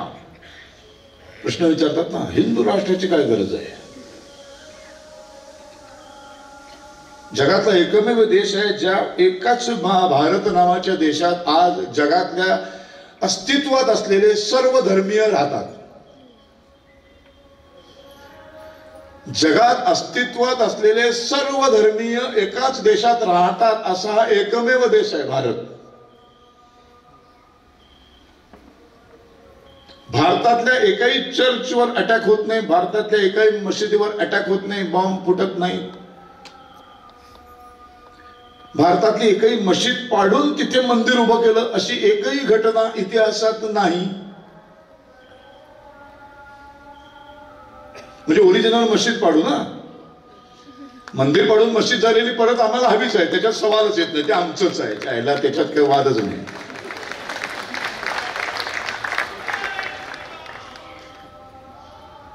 पण असं एकही उदाहरण नाही. बरं, हे जे बॅकग्राऊंड म्युझिक आहे हे कुठल्याही 55 इस्लामिक राष्ट्रात नाही. ही पण एक गंमत आहे. ते प्युअर इस्लामिक राष्ट्र आहे, तिथं नाही आहे. हे काय? कारण जोपर्यंत या देशात हिंदू समाज बहुसंख्य आहे तोपर्यंत सगळे गुण्यागोविंदाने राहणार. म्हणून हिंदुत्व हे राष्ट्रीयत्व असलं पाहिजे.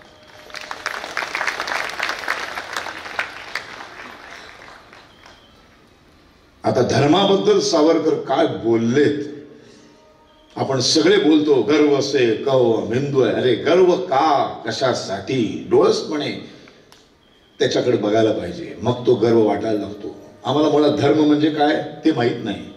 इंग्लिश इतकी बोडक्यावर बसल्यामुळे रिलिजन म्हणजे धर्म वाटतो, तो चुकीचं आहे. ते धर्माचं इंग्रजीतलं भाषांतर रिलिजन नाहीच आहे. रिलिजन म्हणजे पंथ, शाखा,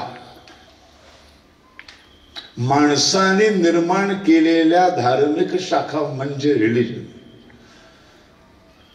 धर्म तिथे स्थापना नसते, धर्म तिथे संस्थापक नसतो. धर्माला कुठली तिथी नाही, सुरुवात नाही, त्याच्यामुळं शेवटही नाही. असा जगातला एकमेव धर्म सनातन हिंदू धर्म, ज्याला कुठली मर्यादा नाही, ज्याला कुठले नीती नियम नाही. मंदिरात गेल्यावर 3 घंटा वाजवायच्या, 2 तास असं वाकून नमस्कार करायचा, असले कुठलेही नियम नाही. तुम्हाला जो आवडतो त्या देवाची पूजा करायची मुभा आहे.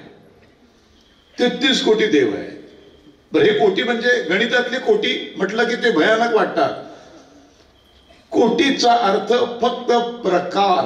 कोटी म्हणजे प्रकार, 33 प्रकारचे देव आहेत.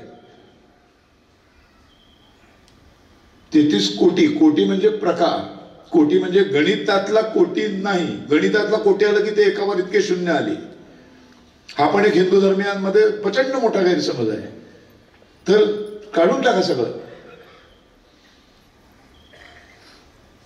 आर्य समाज, आर्य म्हणजे पलीकडनं कुठून तरी आले, पलीकडनं आले. या देशाचे मुळात आर्य या देशाचेच नाही. सॉरी, वेदांमध्ये आर्याचा अतिशय सुंदर अर्थ लिहिलाय. आर्य म्हणजे सज्जन. म्हणून सावरकरांनी छत्रपती शिवाजी महाराजांवर जी आरती लिहिली, जयदेव जयदेव जय श्री शिवराया, या या अनन्य शरणा आर्यां ताराया. आर्यांना तारण्यासाठी महाराज आता पुन्हा एकदा जन्म घ्या. आर्य म्हणजे आपण सगळे, म्हणजे जे जे सज्जन आहेत ते. हिंदू धर्माचं अविभाज्य अंग म्हणजे सज्जन असणं. हिंदू धर्माचं अविभाज्य अंग म्हणजे सहिष्णू असणं. हिंदू धर्माचं अविभाज्य अंग म्हणजे सेक्युलर असणं. हिंदू धर्माचं अविभाज्य अंग म्हणजे अहिंसक असणं. आम्हाला वेगळा सेक्युलरिझम शिकवू नका, आम्हाला वेगळा अहिंसावाद शिकवू नका. आम्ही हिंदू आहोत म्हणजेच आम्ही हे सगळं आहोत. तर रिलिजन म्हणजे शाखा, मनुष्य निर्मित. धर्म म्हणजे गुणधर्म. सावरकरांचं हिंदुत्व फार अफलातून आहे आणि ते फक्त मानवतेकडे घेऊन जाणार आहे. मनुष्य धर्माकडं, मानवता धर्माकडे घेऊन जाणारं हिंदुत्व आहे. शब्द आहे फक्त तो हिंदू. हे कोणीतरी एका परमात्म्याने, कोणीतरी एका ईश्वराने ही सृष्टी निर्माण केली. दगड धोंड्यांपासून, पशु पक्ष्यांपासून, नद्या नाल्यांपासून, पर्वत रांगांपासून, डोंगर दऱ्यांपासून, दगडापर्यंत सगळं एका कोणीतरी शक्तीने निर्माण केलं. त्याला तुम्ही तुमच्या मनाप्रमाणे कुठलंही नाव द्या, आमचं कसलंच बंधन नाही. हेच तर सौंदर्य आहे हिंदूंचं.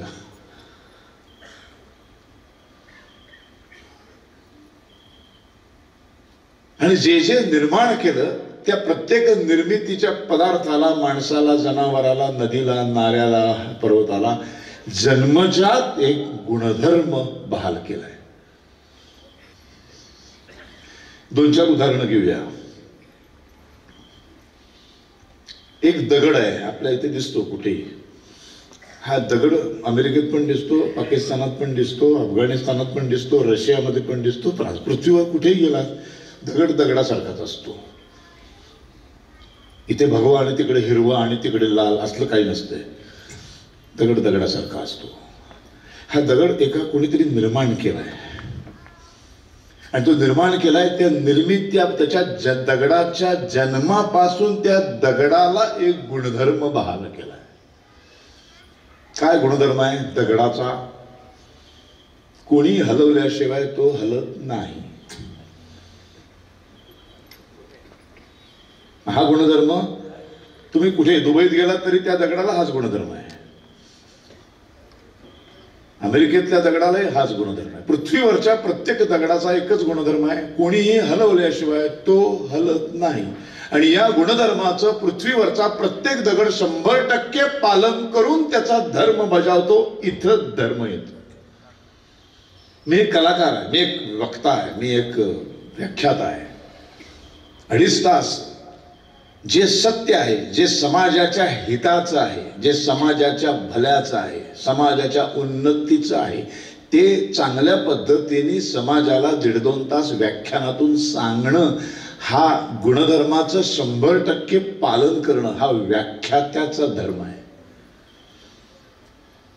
नथुराम, पुरुष, हिमालयाची सावली अशा नाटकांमध्ये काम करताना त्या भूमिकेला जे लेखकांनी लिहिले ते 100% तुमच्या समोर मांडणं, हा त्या भूमिकेच्या गुणधर्माचं 100% पालन करण्याचा धर्म आहे. जे दगडाचा गुणधर्म न हलवता कोणी हलवल्याशिवाय तो हलत नाही. हा एकाच गुणधर्माचं जगातला प्रत्येक दगड 100% पालन करून त्याचा धर्म बजावतो. म्हणून भारतातल्या दगडाला हिंदू दगड म्हणत नाही आणि दुबईतल्या दगडाला इस्लामिक दगड म्हणत नाही आणि अमेरिकेतल्या दगडाला ख्रिस्ती दगड आपण म्हणत नाही. दगडाला दगडच म्हणतो. त्यांच्याही भाषेत दगडच म्हणतात, आम्ही दगडच म्हणतो.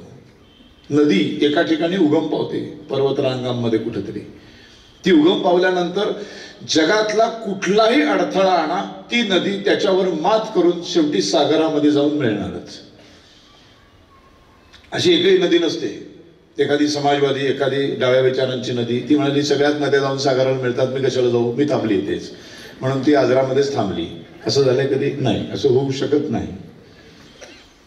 उगम पावलेली प्रत्येक नदी पृथ्वीवरची ही शेवटी सागराला जाऊन मिळणारच. आणि उगमापासून सागरापर्यंत जात असताना आजूबाजूच्या सर्व सजीव पशु पक्ष्यांना प्राण्यांना पाणी म्हणजे जीवन देण्याचा तिच्या गुणधर्माचं ती 100% पालन करते. अमेरिकेतल्या नदीला ख्रिस्ती नदी म्हणत नाही. आज आमची सिंधू पाकिस्तानात वाहते म्हणून ती इस्लामिक नदी होत नाही आणि इथली गंगा हिंदू नदी होत नाही.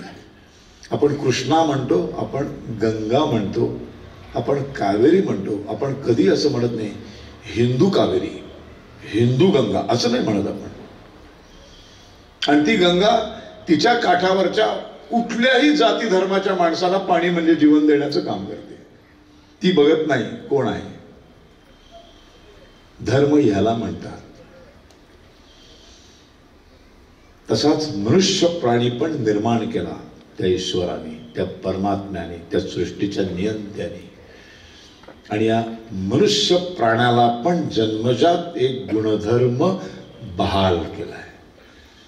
काय आहे मनुष्याला मिळालेला गुणधर्म? निसर्गतः जन्मजात समोरच्या माणसाशी, पशूंशी, पक्ष्यांशी, नद्यांशी, नाल्यांशी, दगडांशी, पर्वतांशी, डोंगरांशी, सगळ्यांशी माणुसकीनं आणि प्रेमानं वागणं.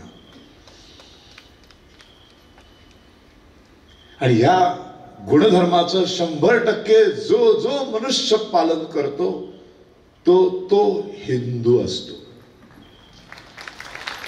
म्हणून या हिंदू धर्माला संस्थापक नाही, या हिंदू धर्माची स्थापना नाही, म्हणून तो सनातन आहे. ज्याला आदी नाही आणि अंत नाही असा तो सनातन. आणि म्हणूनच इतकी वर्ष 5व्या शतकापासून या सनातन हिंदू धर्मावर इतकी आक्रमण होऊन सुद्धा जो निसर्ग आहे तो कधीच संपुष्टात येत नाही. म्हणून हा कधीच संपुष्टात येणार नाही, कोणी किती प्रयत्न करा. हे टिकणार, कारण हा निसर्ग आहे, परमात्म्याने निर्माण केलेला आहे. मग जर एखादा मोहम्मद, एखादा फर्नांडिस जर दुसऱ्या माणसाशी, पशु पक्ष्यांशी, प्राणी मात्रांशी, नद्या नाल्यांशी जर प्रेमानं आणि माणुसकीनं वागत असेल तर तो आमच्यासाठी हिंदू आहे. हे सावरकर आहेत. 33 कोटी देवदेवतांची पूजा करतो, त्याच्यात एक अल्लाह आणि एक येशूची भर पडली, आम्हाला फरकच पडत नाही. कुठल्याही देवाची पूजा करा, देवतेची पूजा करा, आमच्याकडे कुठलं बंधनच नाही. दिवसातून इतक्या वेळा पूजा करा, बंधनच नाही. आरती करा किंवा करू नका, बंधनच नाही. सगळ्यात मोठी हिंदू धर्माचं सौंदर्य काय माहितीये? 100% नास्तिक होण्याची परवानगी आहे. 100% नास्तिक, देवाला शिवाय देणारा सुद्धा हिंदू असतो. त्याच्या घरामध्ये आयुष्यात कधीच एकाही देवदेवतांचा फोटो सुद्धा नाही. जो कधी देवाला मानतच नाही तोही हिंदू असतो. आणि म्हणून हिंदुत्व हेच राष्ट्रीयत्व असलं पाहिजे. जोपर्यंत भारताचं राष्ट्रीयत्व हे हिंदू आहे तोपर्यंत इथला फर्नांडिस पण सुखाने जगणार आणि इथला मोहम्मद पण सुखाने जगणार. आणि इथलं हिंदुत्व टिकवणं हे इथल्या 80% हिंदूंचं काम आहे. छत्रपती शिवाजी महाराजांच्या लढाया वेगळ्या होत्या, दुश्मन वेगळे होते. सावरकर, टिळकांच्या, गांधींच्या लढाया वेगळ्या होत्या, शस्त्र वेगळी होती. पेशव्यांच्या काळातली शस्त्र वेगळी, युद्ध वेगळी होती. देश स्वतंत्र झाल्यानंतर लोकशाही राष्ट्र स्थापन झालेल्या या लोकशाही राष्ट्रातली आपली आव्हानं आणि आपली युद्ध आणि आपल्या हातातले शस्त्र आता वेगळी आहेत. सावरकर ऐकून छान वाटलं, मस्त वाटलं, पण 2025 मध्ये मी काय करू याचं उत्तर नाही मिळालं, म्हणून ते उत्तर देतो आणि मग थांबतो. सावरकर म्हणतात की अपडेट व्हायला पाहिजे तुम्ही सतत. विज्ञानाची कास धरा. वेद, पुराण, कुराण आणि बायबल हे धर्मग्रंथ पूजनीय आहेत, आचरणीय नाहीत. त्यातलं जे कालबाह्य झाले ते सोडून द्यायचं असतं. जे काळाशी सुसंगत आहे तेवढंच घेऊन पुढे जायचं असतं. म्हणून ते धर्मग्रंथ चुकीचे नसतात, तर ते ज्या हजारो लाख वर्षांपूर्वी लिहिले गेले ते लिहिण्याच्या वेळची सामाजिक भौगोलिक परिस्थितीचा विचार करावा लागेल, तेव्हा तो धर्मग्रंथ योग्य अयोग्य ठरवता येईल. आत्ता नाही ठरवता येणार.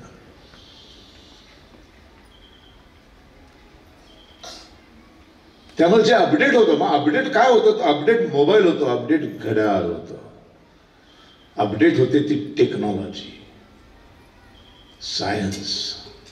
तुमचा धर्म हा, विज्ञान हा तुमचा धर्म व्हायला पाहिजे. जग या विज्ञानाच्या कसोटीवरती कुठं निघून गेलंय. जे आमच्या धर्मग्रंथांमध्ये आहे, कुठलाही धर्मग्रंथ असू दे, त्यातलं जे चांगलं आहे, जे काळाशी सुसंगत आहे तेवढंच ठेवायचं असतं. काळाशी विसंगत झालं, जे जुनं झालं, शिळं झालं, कालबाह्य झालं, ते तोडून मोडून फेकून देण्याची हिंमत पाहिजे समाजामध्ये.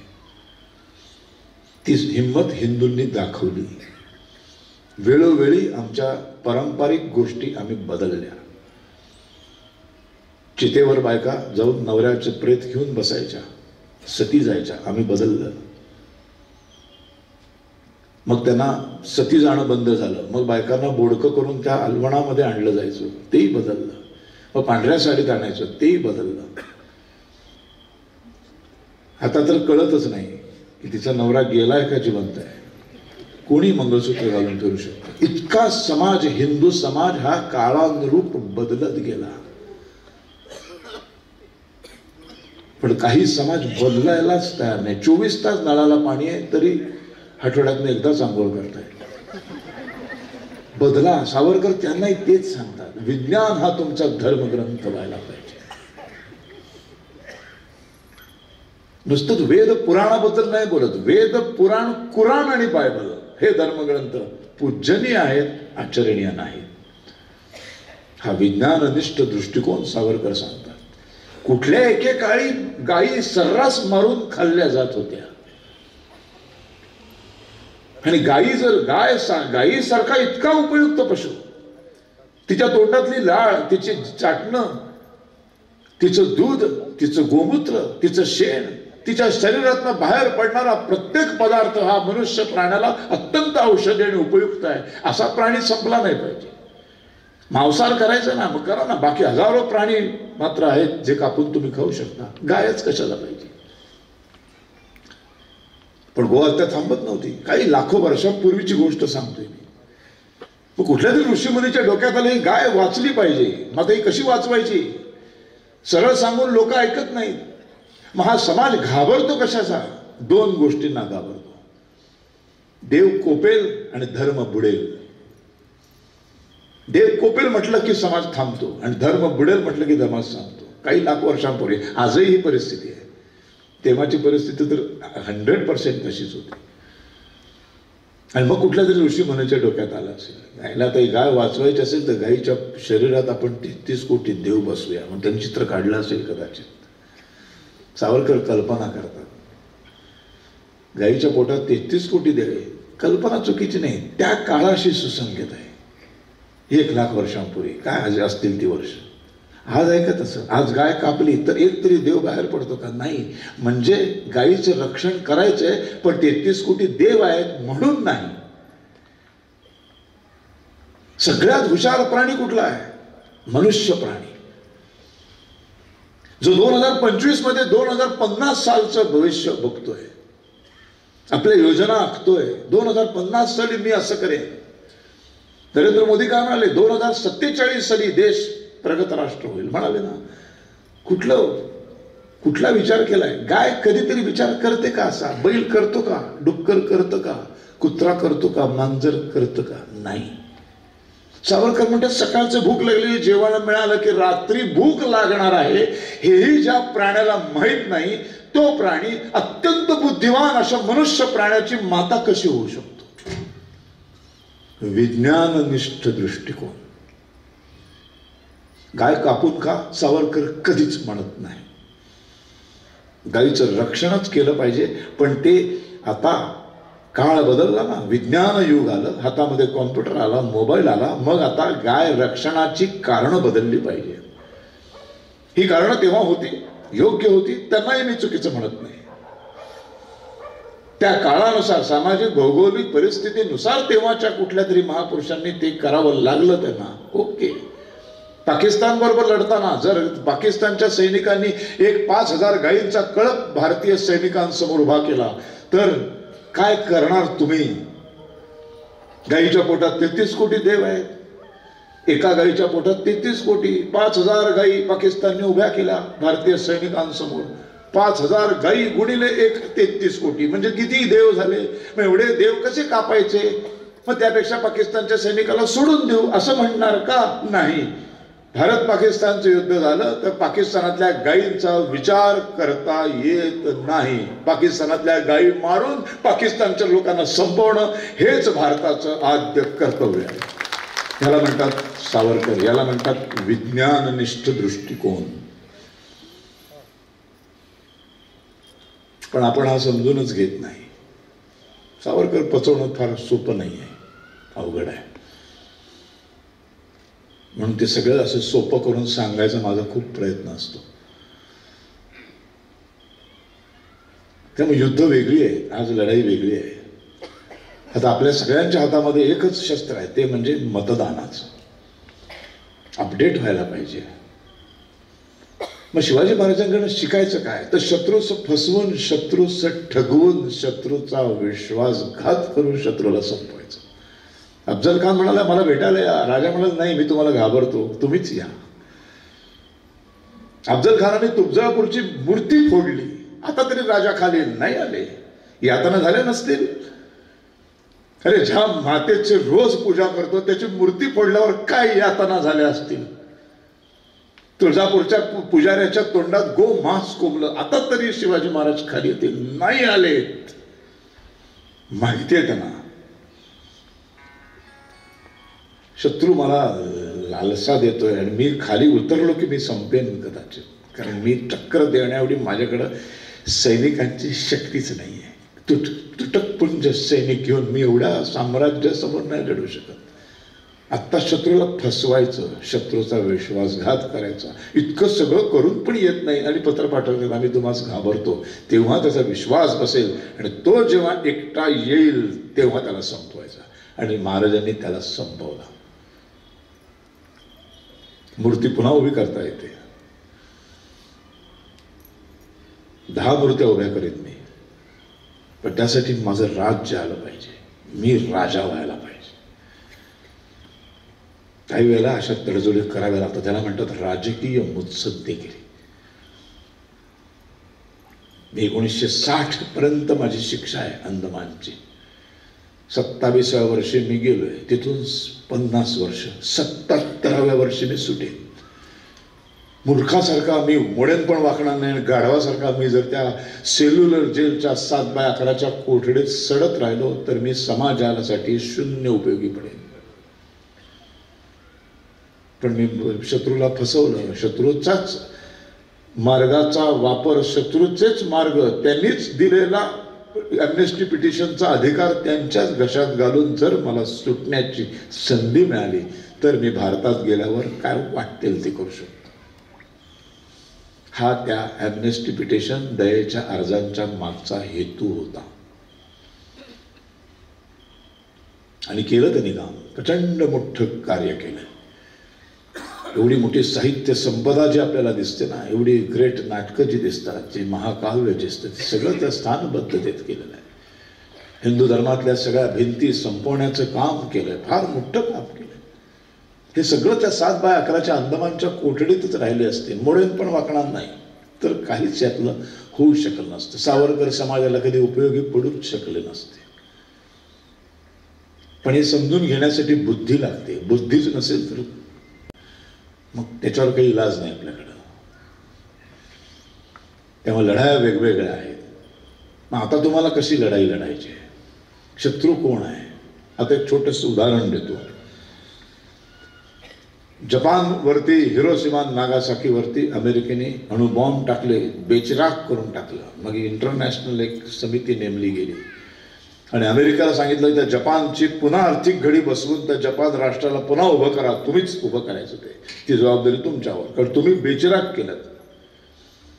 अणुबॉम्ब चालवायचा नसताना सुद्धा तुम्ही सगळे राष्ट्रीय जागतिक नियम मोडून त्यांच्यावर अणुबॉम्ब टाकून सत्यानाश केला. त्या राष्ट्राला पुन्हा उभं करायची जबाबदारी तुमच्यावरच. ते आर्थिक घडी नीट सुरळीत करून द्या. अमेरिकेकडे पर्याय नव्हता ते मला ठीक आहे, जपानकडेही पर्याय नव्हता. ज्यांनी आपल्याला बर्बाद केलं त्याच्यावरच जबाबदारी आपल्याला उभं करायची, पर्याय नाही. इंटरनॅशनल ह्याच्यात पर्याय नसतो. कधी कधी जपानीज राष्ट्राध्यक्षांनी मान्य केलं, अमेरिकन राष्ट्राध्यक्षांनी मान्य केलं, फक्त त्याच्या बदल्यात आता म्हणजे सिंपल उदाहरण देतो तुम्हाला. महाराष्ट्र गव्हर्नमेंटकडे पैसा नाही पण रस्ते तर बांधायचे. मग महाराष्ट्र गव्हर्नमेंट IRBला कोणाला तरी कॉन्ट्रॅक्ट देतं की आमच्याकडे पैसे नाहीत पण तुम्ही तुमच्या पैशाने बांधा. मग ते म्हणतात मग हे आम्ही खर्च केलेला पैसा वसूल कसा करायचा, तर तुम्ही टोल बसवा. सिंपल. अमेरिकेने विचारलं आता जपानला पुन्हा उभं करायचं तर कित्येक करोड रुपये आम्हाला खर्च करावे लागतील, ते आम्ही वसूल कसे करायचे, तर त्याच्या बदल्यात जपानमध्ये आमच्या इंडस्ट्रियल आमचे सगळे व्यवसाय, आमचे सगळे मार्केट चालू करायचे आम्हाला जपानने परवानगी द्यावी. आता जपानच्या राष्ट्राध्यक्षाकडे दुसरा पर्याय नाही, दिली परवानगी. अमेरिकन शोरूम, सगळ्या गाड्यांची शोरूम उभी राहिली, मार्केट्स उभी राहिली, छोटी छोटी शॉप्स उभी राहिली, हॉटेल्स उभी राहिली. की जपानमध्ये मोठी एक जपानची मार्केट, एक जपानची व्यापार पेठ आपल्याला उपलब्ध करून मिळाली. अमेरिका खुश, जपानकडे इलाज नाही. जपानच्या राष्ट्राध्यक्षाने असं का केलं, असे बावळट बोलणारी माणसं जपानीज नव्हती, ते समजून घेत होते.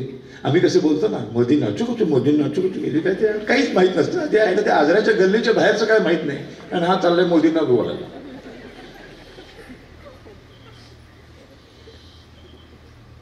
इथे बसून बोलायला काय जातं. जपानीज लोकांनी एकाने त्यांच्या राष्ट्राध्यक्षाला दूषणं दिली नाही, पण जपानीज माणसं आपल्या जपान नावाच्या राष्ट्रावर इतकं नितांत प्रेम करत होती की त्यांनी मनोमन ठरवलं कुठलंही आंदोलन करायचं नाही, रस्त्यावर उतरायचं नाही, काहीच करायचं नाही. अमेरिकेचं कंबरड कसं मोडायचं, कुठल्याच अमेरिकन वस्तू विकतच घ्यायच्या नाहीत. 5 वर्षांनी American hotels, American showrooms, American malls सगळे सडले, सगळा माल सडला. जपान तर उभं राहिलं परत, पण अमेरिकेची सगळी इन्व्हेस्टमेंट पूर्ण रसात तळाला गेली. अमेरिकेला धडा मिळाला, कुठलंही युद्ध न करता, एकही माणूस रस्त्यावर न उतरता.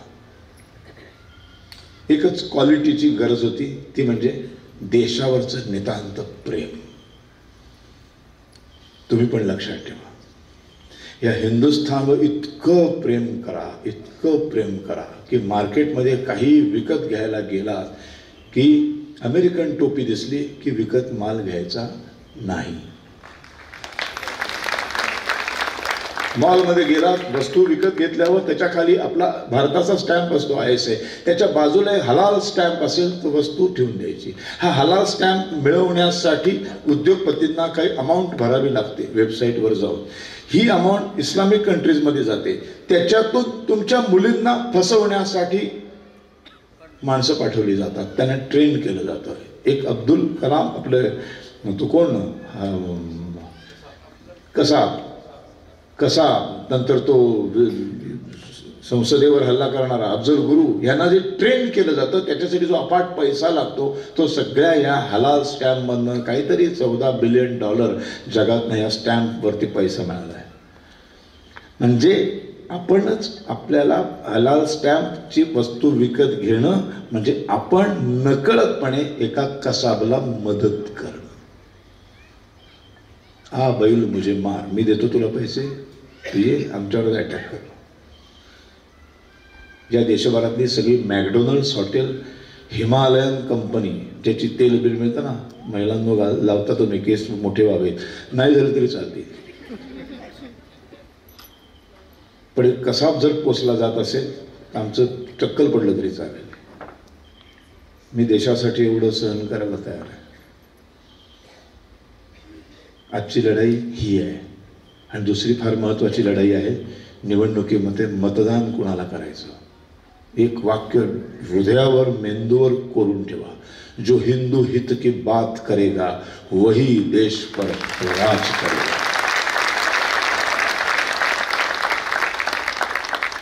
इतक्या शांतपणे इतक्या जनसमुदायाने इतकं सगळं व्याख्यान ऐकलं. मला पुन्हा कधी बोलवलं, मी अनेक विषयांवर बोलतो. बाजीराव पेशव्यावर बोलतो, वंदे मातरम जनगणमनवर बोलतो, भारत काल आज उद्यावर बोलतो, प्रभू श्रीरामावर बोलतो. हेच काम आहे. देव, देश आणि धर्म या 3 शब्दांसाठी आता जगायचंय. त्यासाठीच मला बरं केलं देवाने. आपण सर्वांनी मिळून हे हिंदू राष्ट्र बनवूया. आम्हाला कुणालाच मारायचं नाही, आम्हाला कुणालाच संपवायचं नाही. आमच्या बरोबर एक अकबर अगदी आनंदाने राहू दे, फक्त त्यांनी हे मान्य केलं पाहिजे हा देश हिंदूंचा आहे बस. राष्ट्राय स्वाहा.